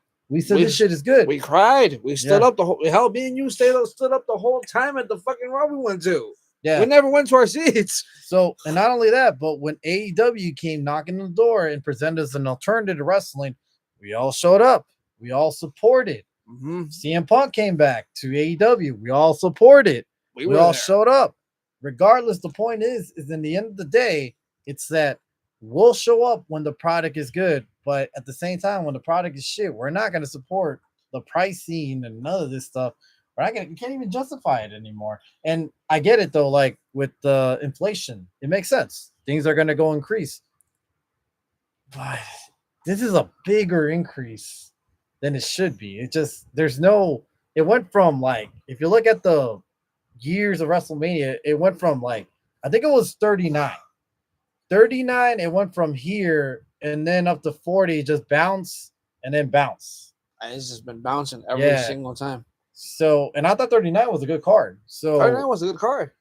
Yeah, so I don't know. I just can't justify the inflation for wrestling tickets right now. It's hard to do. I'm sorry, but it's just hard. I get it though. You know, everything is increasing for sport events. I'm not gonna lie. And it's mostly here though in the US. Nowhere else, because if you look at Canada, look at Mexico, their tickets are cheaper than here in the US. That's the thing that I'm just so baffled by. Because I'm like, dude, you would think that the one that has the majority of the fucking games would have it at least competitive. Because you know the why? Mexico one and the Canada one. You know why? Because the fucking US. You want to know why? Because you're idiots. That's why. Yeah, that's no, you're willing to go out there and pay an arm and a leg for what though? At the end of the day, that's why we're idiots. We're just willing to pay anything, go into depth and put in our credit cards, basically. So I don't know, man. That's just my point, man. But I get it. You know, everything's inflating out there. I'm not disagreeing on that. But ask yourself, is it justified at the concession stands to spend $70? I forgot what it was. The steak, Omaha steak. Omaha steak was fries. Just the fries? Are you serious about Yeah, that? it was Omaha steak fries. It was like Omaha steak cut into some fries. Um, I went with one of my uncles. I think he got that. So I think that was it, or I might be wrong, but I saw something like that. I know it was like a pizza too with that steak that was worth $100. It was, but that's what I'm saying. Is it really worth that much to pay these type of prices? Is it worth paying $50 for a t-shirt?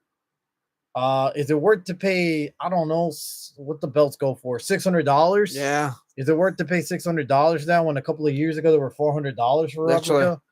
Um, is that much of an inflation, or is that just much of a greedy? That's just greedy. Yeah, because not too long ago it was $400 about 3 years ago, and bam to $600. I don't know if that's inflation or that's just corporate greed at that point. Nice corporate greed, bro. Yeah. But it's up to you in the end of the day, because things sell out. Look at WWE top cards, I guess they're called. Yeah. Top Chrome cards. Those things are selling out quickly. So in the end of the day, some products sell, and that's why they keep doing what they're doing in the end.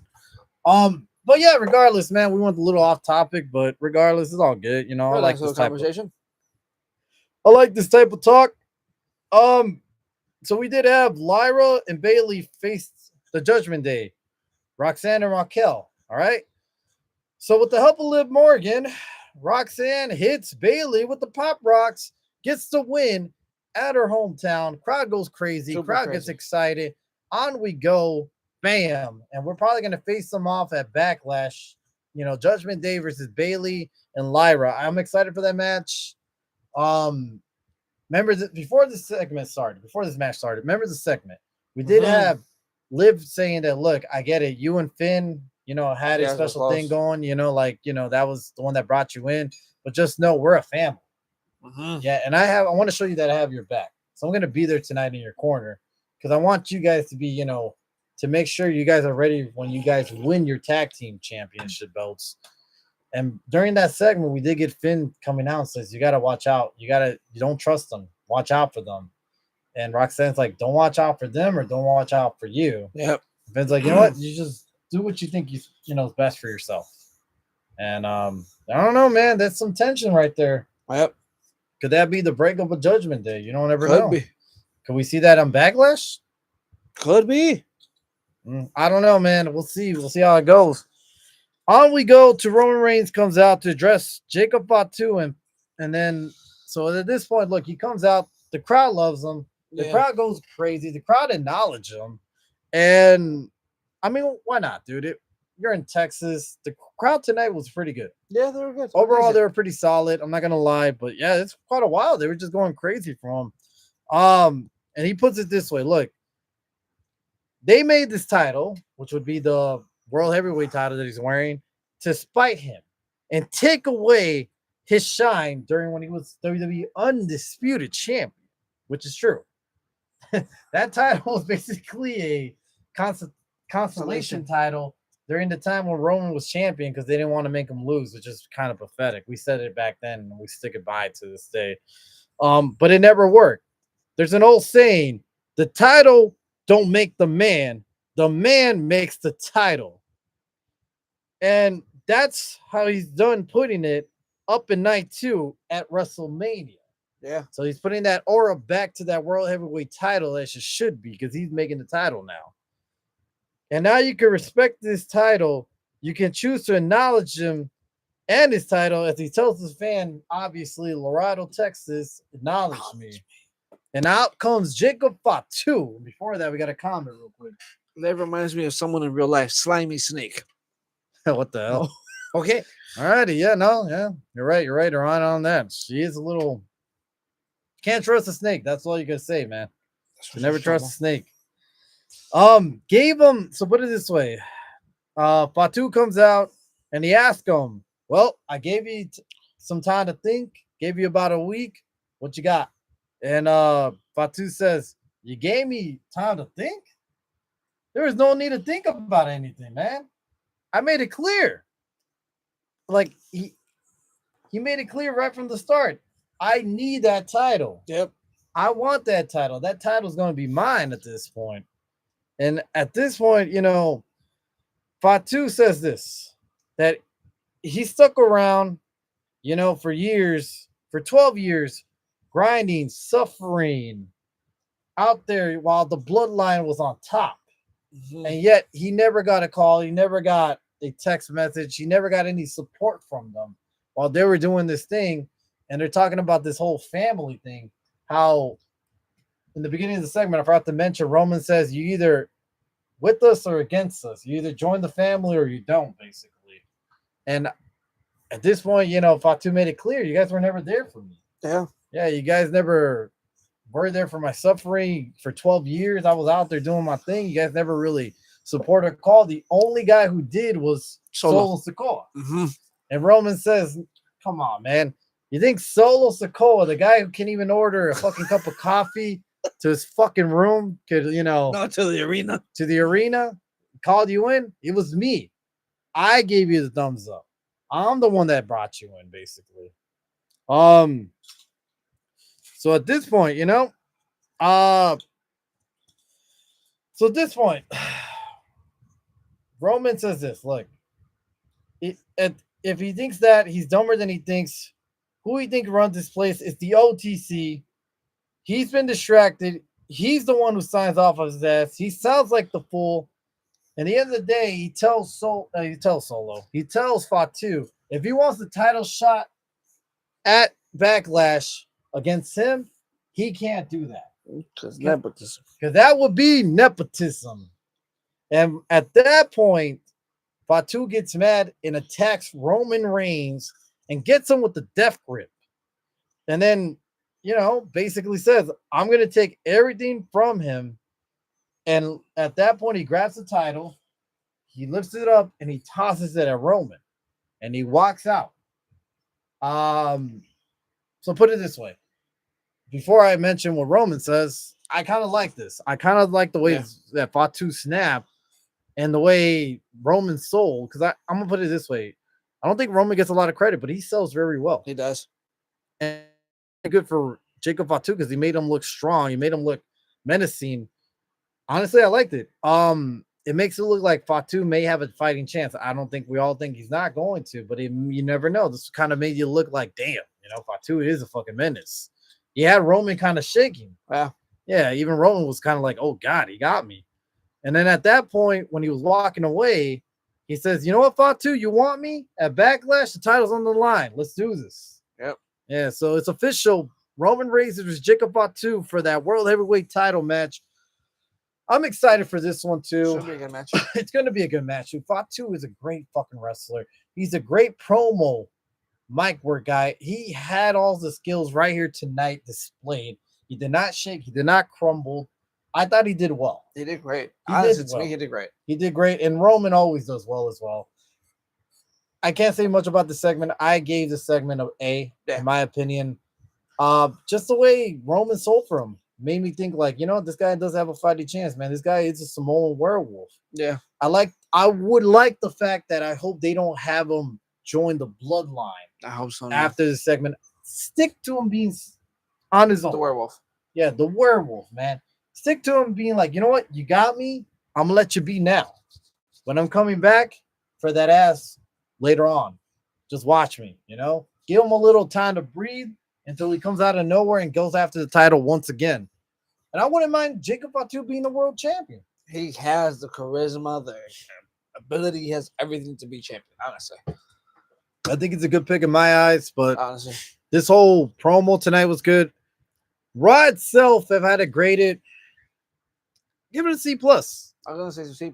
I don't think it was bad. No. I don't think it was great, but I also didn't think it was bad. I think it was pretty good. Overall solid, maybe a B-. Maybe a B-. I'll give it a B-. I don't think it was bad. I don't think it was good. High C+, low B-. Yeah, somewhere around there. You could choose whatever you guys like. But that's just my opinion. A couple of comments. Last one is Nick says Jacob's still putting Solo over. See, that's the one thing though that I'm just gonna say this. It did seem awkward that when Solo just beat the shit out of the whole MFTs, including Solo, on Friday.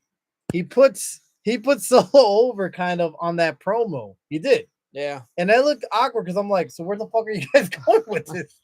Like it didn't make sense there. That's the only thing my criticism of those whole promo is that you kind of put him over, but it just didn't make any sense at that point. It was a little too late for that. Um, so yeah, man. Overall, your Raw review, honestly, like I said, it wasn't bad, it wasn't great, but hey, man, it is what it is, and on to the next one, and that would be Friday Night SmackDown to see where we head on to the rest of the Cody arc and the rest of the stuff to go about in that point. All right, so let's move on to the next topic for today, and that would be Brooke Hogan and this Hulk Hogan documentary series. So let's talk about this real quick. We already know the whole Hulk Hogan docu series is on Netflix. It's kind of the same thing from the Vince McMahon Yeah. docu series. Uh, the way I looked at the Vince McMahon docu series, I thought it was great. In a way, I did not think just because it's Vince. Overall, how it was presented, how it was raw and cut, I thought it was great. Because in the end, when Vince was doing this whole segment, he got indicted. He didn't want to finish it. He paid for them to take it off, but instead they pushed it against him and they released it, which I liked. And this Hogan documentary, it's well put together. And I'm gonna say it like this: it's well put together. But then again, here's the thing: it is Hulk Hogan. Mm-hmm. So take that as a grain of salt, as in not everything presented there is factual all the time. And I don't want to put bad mouth into a guy who's not here anymore. But we already know it is Hulk Hogan. Yep. And some things are a lie, some things are stretching the truth.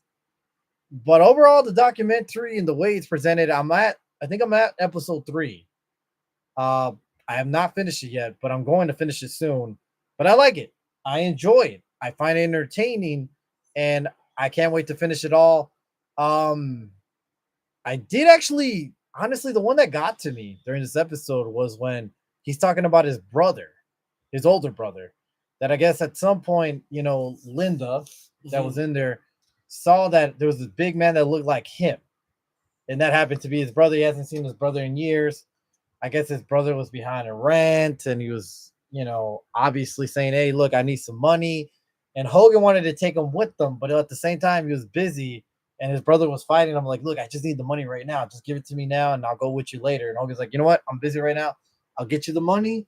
You go off, do your thing, and I'll meet you later.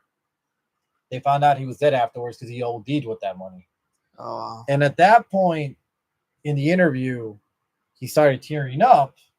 And they were trying to ask him a couple more questions, like, how do you feel about that? Do you feel that you're responsible? How did your mom and dad feel?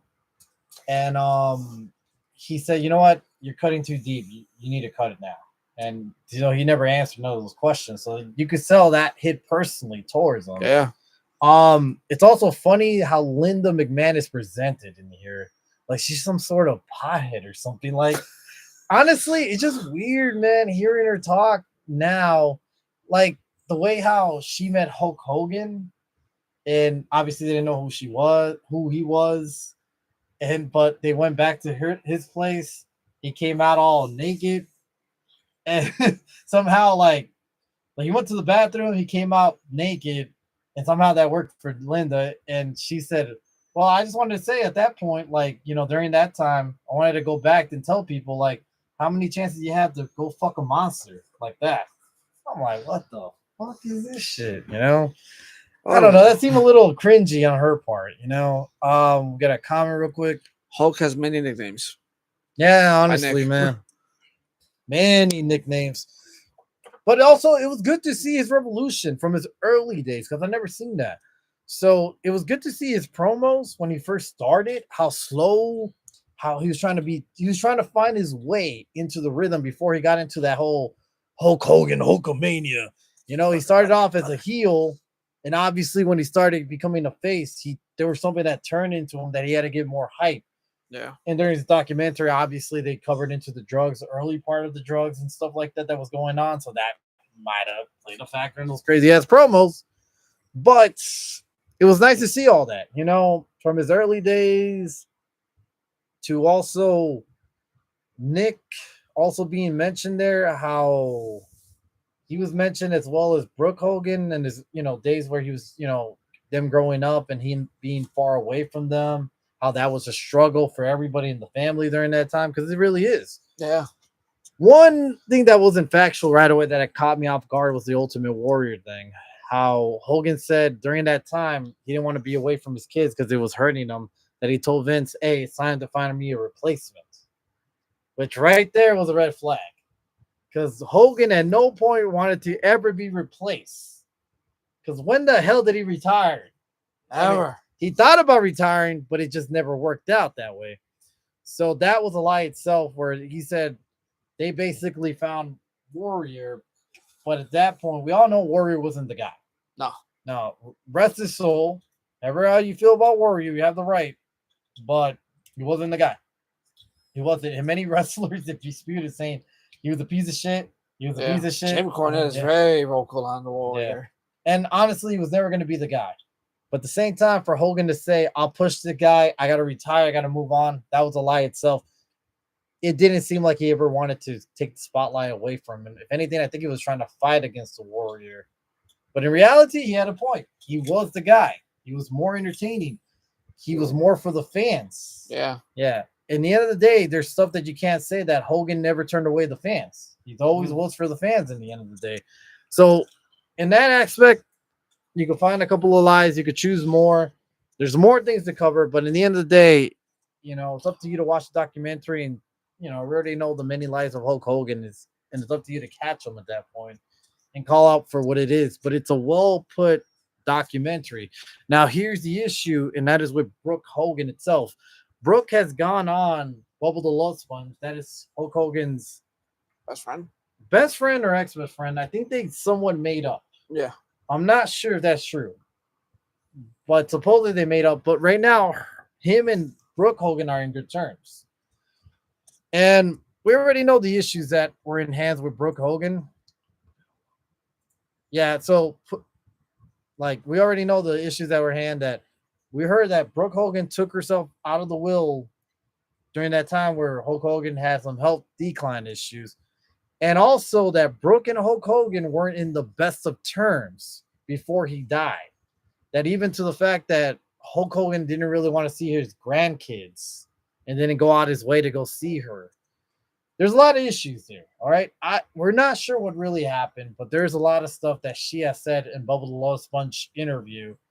And Bubble the Love Sponge, for his credit, does say that that's kind of messed up that they didn't add Brooke Hogan to the docuseries, where she did a lot for him on his time when he was a lot of the times when he was sick.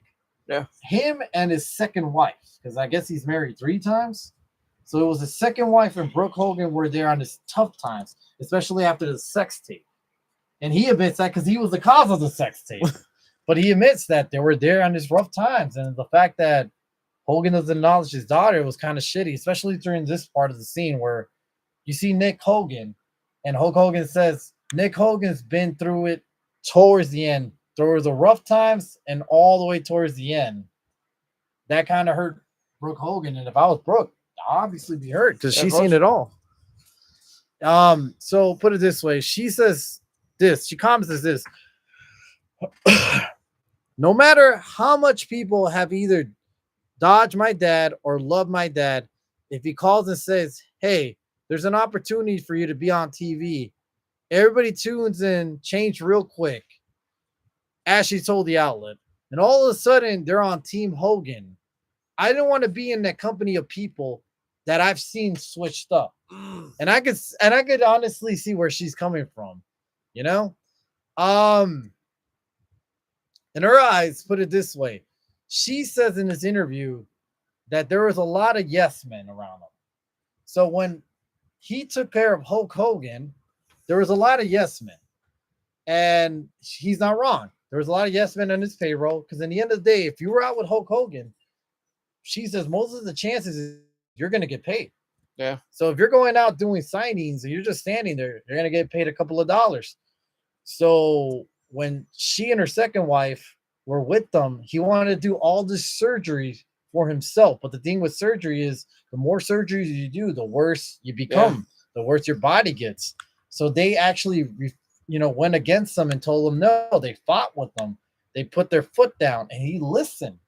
But when it came up to his new wife and even Nick Hogan, they would be like, well, we tried and he did it anyways. So they weren't really trying to like fight him on this. They just let him be at that point. And because of that, his health started declining even more. And there was also issues of drug use. And supposedly the big rumor was he was on fentanyl. And you know that drug basically kills you. Brooks said he was always on that from back in the day, that they had to go into his wrestling bag, basically switch out everything, all of his prescriptions and all the illegal drugs, and basically put Tylenol. And then he would basically have a, withdrawal. And he would go crazy on Brooke herself, and she would basically have to fight him, arguing while he's yelling at him and going off on her with fear and all this. And then later Hogan's like, what just happened? What did I do to you? What did I say? And she would repeat what she said to him. And Hogan's like, shit, I apologize. I didn't realize what I just said to you, and said, thank you for saving my life and all this other stuff. So she's been through it all. Yeah. And honestly, dude, you could tell that Hulk Hogan had a lot of love for her daughter. I mean, the whole Hogan Knows Best series was based on Brooke Hogan. It wasn't based on Nick. It wasn't based on Linda. The whole series was always based on Brooke Hogan. I watched that. I remember it was always based on Brooke Hogan. And for years later, I don't know what happened for them to just grow apart like that. And you could tell she's not in it for the money. She's not, or else why would she take herself out of the will?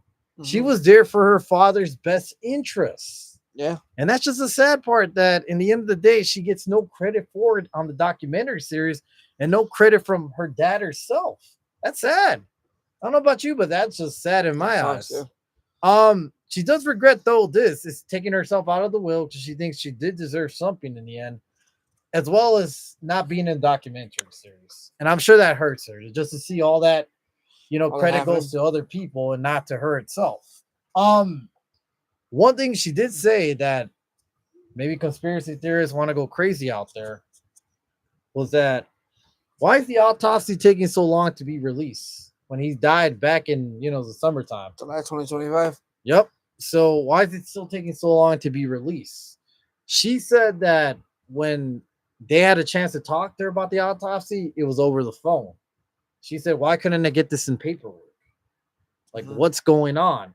Why is it taking this long to get an autopsy when I requested it? And you remember hearing about that. Yeah. And yet they still haven't gotten anything. Her and Love of the Sponge, whatever his name is, Love of the Bubble Sponge, whatever his fucking name is. I always bounce that name. Bubble the Love Sponge. Yeah. Him and Brooke Hogan's been asking for that autopsy for quite a while, and yet nothing's released. And so here's the thing. She says there's cameras all over her house, all over his house. He had them on the whole time in every room. So they had a chance to record everything he did up until his death. Why aren't they at least admitting that, hey, there's camera evidence that there was no foul play? Why aren't they at least trying to say, hey, we could show you the camera? Not to the public, but to her, she said. They don't want to. They think there's something fishy going around here, Is it? I don't know, man. I'm not like trying to be a conspiracy theory, but that is a little bit sketchy, especially at a high celebrity name like Hulk Hogan. Honestly, whether you're a wrestling fan or not, you knew Hulk Hogan. You know who the fuck Hulk Hogan was, man. Hulk Hogan was larger than life at some point. So all that being said, man, how do you feel about this? Like, do you think it's fishy? It's fishy. It's fishy. It's wrong. Listen, dude, she's not trying to get it for the public. She's trying to get it for herself just to see, like, hey, my dad's okay. Like, he died of natural causes. Because, yes, a botched surgery can happen. I just came off of surgery. My surgery could have been botched. I cannot be here right now. So if that was the case with him, then that could be down the road. Like, you know what? It's what happened. We did the throat surgery, but because he wanted to get out of bed, he did the painkillers, he did this, this is what we found in the system. All right, cool. It's a different conversation there. But at this point, though, it's like the fact you're not trying to release what actually killed her father, that just raises so many red flags, dude. What if he got fed the wrong prescriptions? What if the doctor gave him something else on purpose? It kind of reminds me of other celebrities in the past. Yeah. That we hear these stories, and it's kind of weird. It's going to be one of those things that we talk about for quite a while if you're really invested in that type of scenery, you know. I'm invested just because in reality, I think she has a point. She doesn't seem like she's hungry for money or hungry for fame or doing this despite of her mother because I don't think she has a good relationship with her. I could tell because during the interview she calls her Linda. Ooh, She doesn't even call her mom, my mom. She calls her Linda. So you can tell there's no good relationship there yeah, with her. There's a lot of sincerely towards her and towards her father. She could tell she really loved them. And I think she has a point. Everybody around him was a yes man. mhm, Everybody around him was just there for the money. She wasn't. That's why she left him and his circle. Because at that point, it was just too much of being around a bunch of fakes yeah, instead of being, you know. And then she does mention Jimmy Hart being one of those guys, you yeah. know. So does Love of the Bub Sponge, whatever his name Probably is. love sponge. Yeah, they also kind of mentioned Jimmy Hart. Who knows of that? You know, that's up to the people itself. But there's a lot of controversies there, Yeah, man. And I kind of feel for Brooke Hogan to see her father pass away, to see her not get, it's not like the closure that she deserves as a child. yeah, Honestly, it's a closure what she's looking for more than anything. She wants closure and she's not getting it. she's not gonna get it. She's never gonna get it, No, unfortunately. And I think for that, she's gonna suffer a lot, and that's unfortunate because you could tell she really did love her dad. Like, look at this interview, and you could tell like there's a lot of love for her father. And like I said, she's not doing this to be against spite of other people. It's just the reality of it, man. It just sucks. We got a comment out there real quick. Nick says it seems like they treated their son differently than their daughter.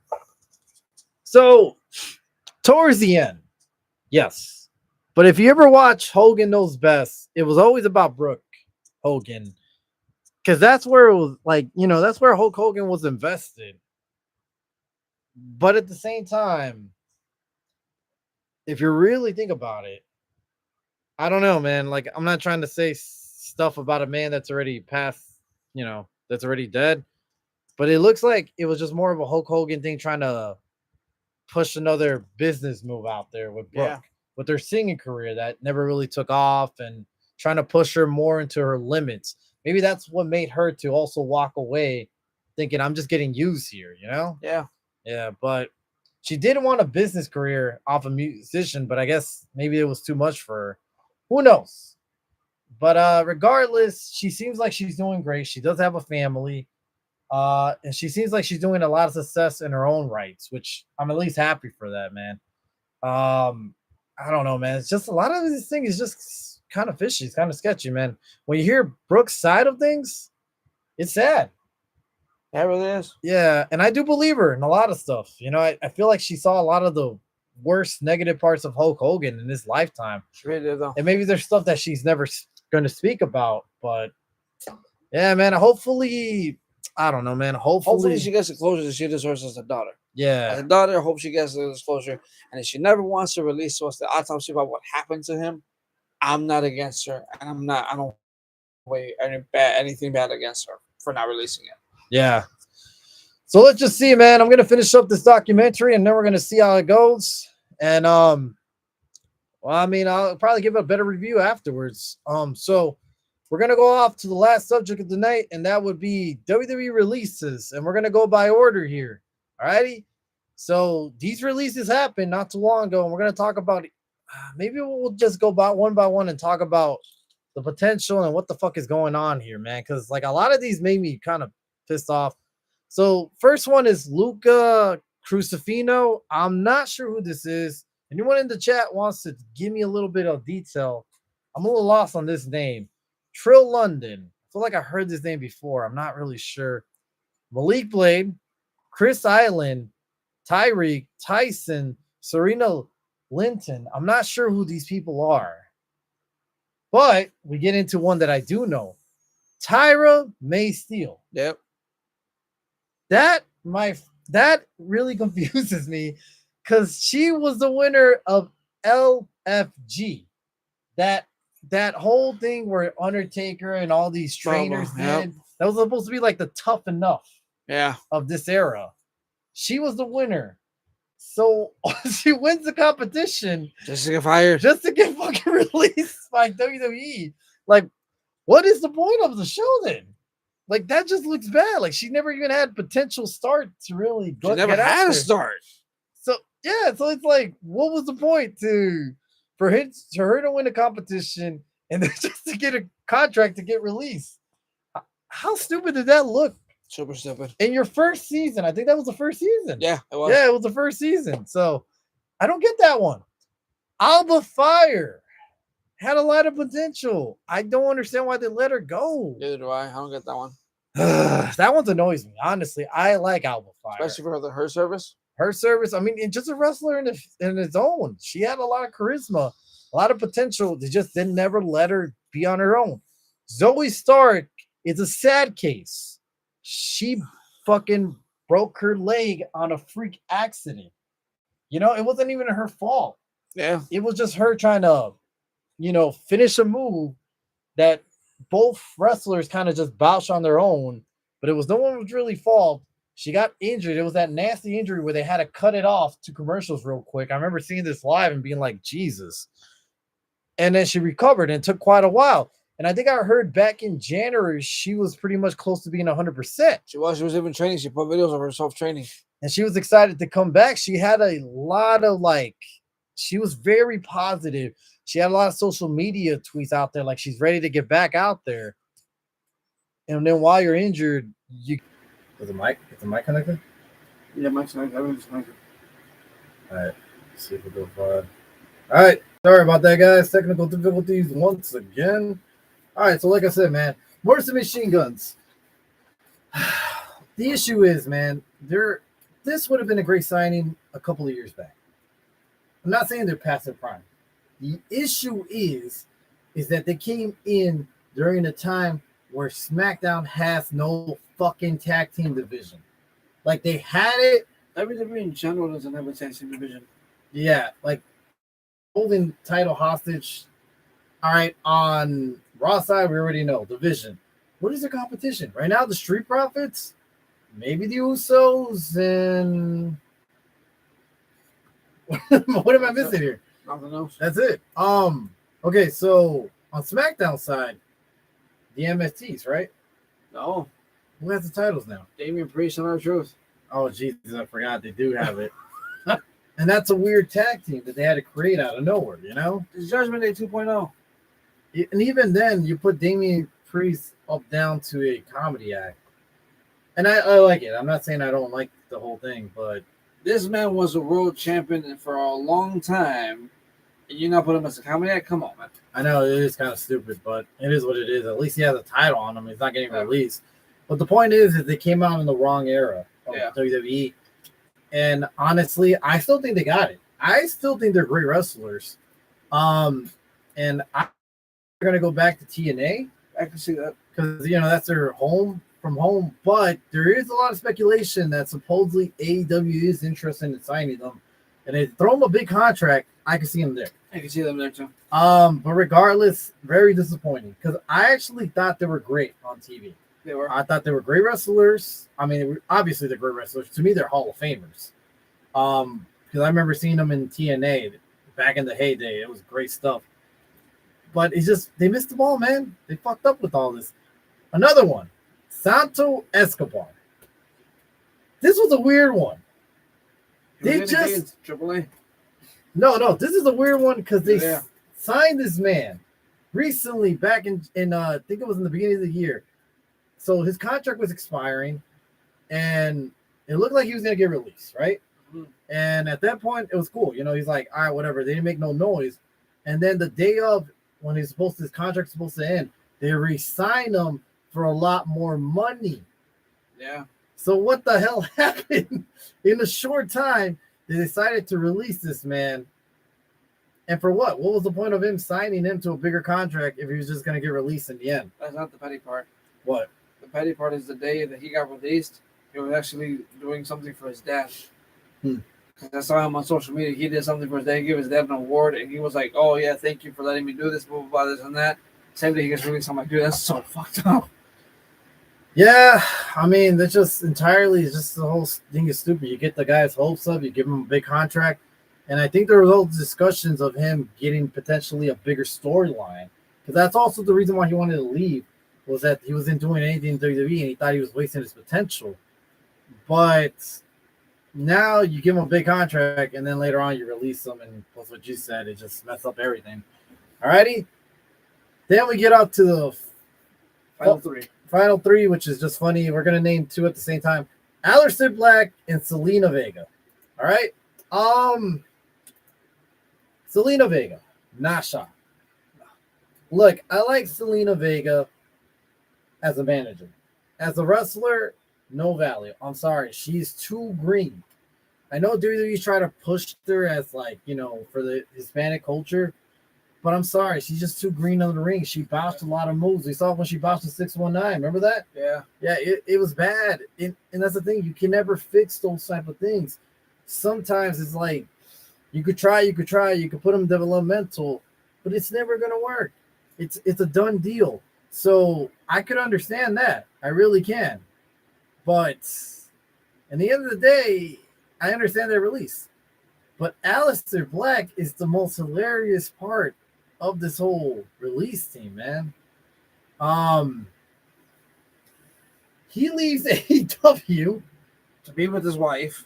But also because, he doesn't like AEW at that time. You could tell, like, he did not want to be a part of the culture. And I think there was also claims that he refused to lose when he was in AEW in itself. And at that point, he left because he saw Triple H coming back. When Vince was already, gone, Triple H brought him back, gave him, some opportunities at first. And yes, he did win a couple of matches. He did have a good feud against Damian Priest. Yeah, a good one. But what else did he accomplish, really? Nothing else. Alrighty, and here's the biggest, what the fuck? He was supposed to be the guy on the phone. The mystery guy. That was supposed to go to Aleister Black. So what happened?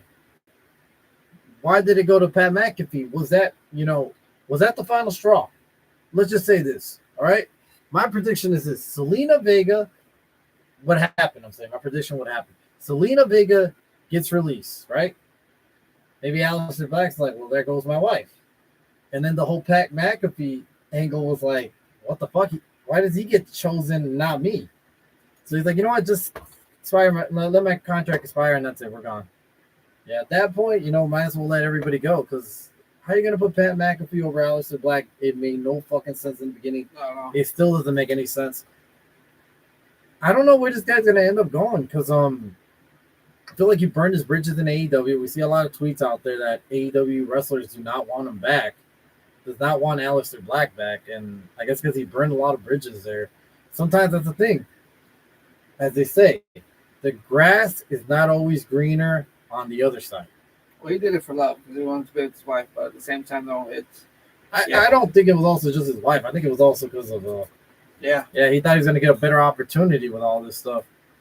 And then we go on off to Kairi Sane, the most weirdest release of them all. One of your best wrestlers, literally, of all time in women's wrestling. And then we had a fixed storyline with her and Asuka and Io Sky going on right now. And yet they get fucking released. She gets released, and now we don't know where we're going on with storyline at this point. So, what do you think, SG3? Honestly, dude, it just sucks the way they're like, oh, Kyrie. Kyrie she was charismatic. She was funny. She had a lot of. I see her have taken like over for Asuka. Like, you know what? Hey, we can grow with this. We can actually move forward with this. However, it's like I feel like WWE just didn't know what to do. Either they paid her too much, or maybe she wanted to go back home. It has happened before with her last stay. She said, I just miss my husband. I want to go back home. I want to be with him a little bit longer. So maybe it's going to be it. Who knows? But yet, they should have literally just said, you know what? Like, try to make her, like, try to give her a different contract. Right. And I get that. But, I mean, at least give her an extension until they ride her off to the sunset. But it is what it is. Do you see a potential signing as this? Look, put it this way. Her contract is expired. What if in Backlash, they're swerving us just like the R-Truth angle, and next thing you know, in a black hoodie, we see Kairi Sane come out, and attack Asuka. I mean, or attack Io. do you really see that as being far fetched, or you think we're just overestimating? I think it could happen. At this point, I think it could happen. I don't know. I'm also far fetching. I don't know. I don't think so. I think she's definitely gone. If she's already at home, I don't think she wants to make that long flight back all the way to the States. Especially to Tampa. But look, man, that's what happens after WrestleMania. All these cuts. But honestly, I think this is one of the worst cuts I've seen in history. It was. Yeah, it's so much much groups. I kind of both with this one, also with the one when they released Bray Wyatt the first time. I go back and forth with that one. Now, Braun Strowman was released, I think, on that set too. Yeah, it's crazy, man. I don't know what could get worse from here to there. I don't know, man. It's a lot of superstars gone. It's crazy. And Rusev was on that one cut too. Yeah. Oh, it's ridiculous. Well, whatever. What can we do, man? It's just TKO and WWE and their corporate greed. Well, look, guys, it's been a wonderful night. We're going to cut it short. See you next time. Appreciate y'all. Have a good night.